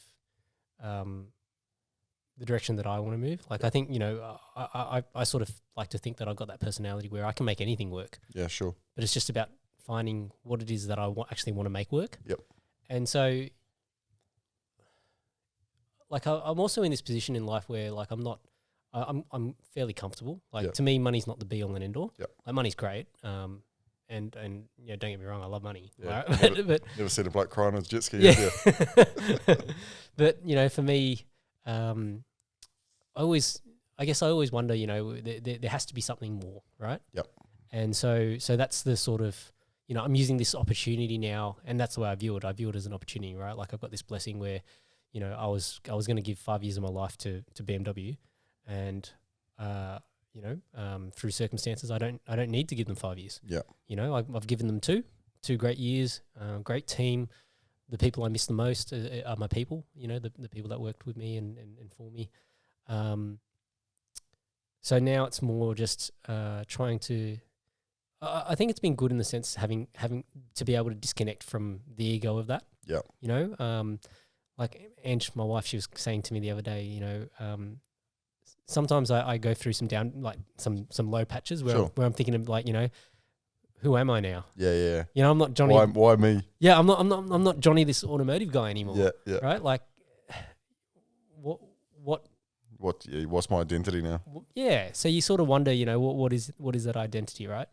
And so, I got a few things that are in the pipeline that, if those things open up, then it's like, okay, well, then that's the direction that I'm going to go. Sure. I think so. One of the things that I've been doing a lot more over the last probably 2 years has been, like, I guess, whether you call it a gratitude practice or or prayer. Mm-hmm. So my wife, obviously, she's a devout Catholic, so she obviously goes to church and all that. Me personally, I look after the kids or whatever when that happens. Yep. But like, I think it's important in any relationship is to support the other person and what they want as well. 100%. So one of the things I did that she asked me to do was a course called Alpha. So it's like a a Christian style course where they just all it is, you go there, you watch a video, and then you talk among other people. It's basically all it is, right? And so you watch, I think 6 videos or something like that. You have discussions after and just share, what are your experiences or perspectives and blah, blah, blah. And one of the things that I sort of picked up out of that course was I felt like, whenever somebody prays, it's like they're asking for something, Mm-hmm. It's like, oh, God, why have you done this to me? Can you please give me this or that to fix this in my life or whatever? And it really didn't sit right for me. I didn't like that. Yep. Right. So I thought, okay, so if I'm gonna consider praying, what do I want prayer to be about for me? And it became something like more like a gratitude practice, right? Sure. Like, so it'd be like, okay, thanks for giving me these opportunities. I'm grateful that, hey, my family's happy and healthy. I'm grateful in life that I've got this great job, which I don't have now. I'm grateful in life for these opportunities, right? Yeah. And so then over the last, I would say probably over the last, maybe the last year, with COVID and things like that, the only thing that I'd add into this sort of gratitude practice would be like, okay, if this is or the right pathway for me in life, then I'm grateful for it. Yep. And if it's not, then, show me something. Right? And so, sounds odd, but I've been shown something. Yeah, good. Right? Like, the certain doors have closed. Yep. And other doors have opened. Sure. So as a result of that, it's like, okay, well, I don't know exactly where that lands me yet. I think, sometimes you just got to let time play out. Yep. And that's why, I am actually grateful that I'm able to take this time and I don't have this financial pressure to immediately jump back into something, because when I do jump into something, I want to really give it my all. Yeah, it's good you're not forced, you're not in a position where you've got you got the stress of I've got to just jump and grab the first thing that comes. Yeah. And a lot of people, have unfortunately, had those pressures, and been coerced, I guess, for lack of a better word, to make decisions for their family and their livelihoods, which is like, I commend those people for having to take that opportunity and do those things. Yep. But I feel like we're in a very weird situation in Australia at the moment that from a leadership perspective, there should be better ways. right? And these are the things that I think about a lot. What does that mean? You know, well, at the end of the day, there's a lot of people that are upset about, you know, certain decisions that government's made and certain mandates and all those sorts of things. We as people, we have a choice, right? So the choice is that we either just go along with the flow, or, you know, if we make the opposite choice, well, you've also got to be ready for the consequences, right? Yeah. Yep. So it's one of those things that I look at that and I go, okay, well, what's my decision going to be? You know, like, am I, you know, comfortable to just, you know, sit quietly and do nothing, or do I want to do something about it? So, so I guess, you know, for me, you know, I've reached out to certain pathways to say, okay, I want to do something about it. Yep. And if that then comes to fruition, then that's the pathway that I'm going to take, because it's something that I believe in. Yep. Right. And if it doesn't, then it means that, hey, well, obviously that's not the fight for me. Yeah. And then it's like, okay, well, there's no stress. Like I'm comfortable to just spend the next couple of months, you know, watching my kids grow up. Yeah. Because God, they grow fast, don't they? Man, it's happened so quickly. And it, you know, everyone says, you know, take the time, and you know, but you know, we're on to our third, and it's still like, I still feel like I'm missing so much. You know. Yeah. Like my eldest starts kindy next year. Yep. And, you know, the other day, you know, we've got her school uniforms, and Ange put her in the uniform, and like, I was like, you know, I wasn't like, you know, in tears, but it was just like, far out. Yeah. You've grown so fast. Yeah. What happened? What happened? Yeah. You know? Yep. And, you know, even like. And I've got one in high school. Yeah. Right? How quick does it go? Yeah, it's crazy. So, yeah, like, I guess in terms of my direction, time will tell. Yep. And, you know, if it happens sooner rather than later, then obviously I can talk about it sooner rather than later. Yep. If it takes time, then so be it. Yep. But yeah, I never say never to anything. You know, I think, you know, having an open mind, because for being focused on opportunities is the mindset to have. Yep. Right. So a lot of people that are probably in a similar position to me would probably be, you know, oh, this is fucked, or that's fucked, or be very bitter about it. Like, I'm not upset about it at all. Well, you can't sit around like it. You sit around and feel sorry for yourself. Nothing changes. Yeah. You know, I learned through when I was made redundant, you know, that the only person that was going to pull me out of that was me. Yep. And whilst I had great people around me and I had good support and all that sort of thing, the only person that'll actually do it is you. Yep. And you probably come to the same realization, right? Yeah, that's right. You got great support around you, but ultimately it's up to you. Yeah. Yeah, you got to make you got to decide what's important enough for you to then pursue. Yeah. Right? Because I think at some point, when you know yourself well enough, and so that's why I think the difference is that the stage that I'm at in life, it's not like I'm just starting my career. So, you know, I don't need to go and try a whole bunch of different things to work out what I enjoy. I know things that I enjoy. The question is, does it mean enough for me to do it at this point in my life? Yeah, sure. You know, so that's what I'm sort of waiting to see. Yeah. Yeah. So I think that's a pretty good way to end this. Yeah, I think so. Mate, I'm waiting to see as well. I can't wait. All right. Thanks, everyone. All right. Thanks for having me, mate. All right.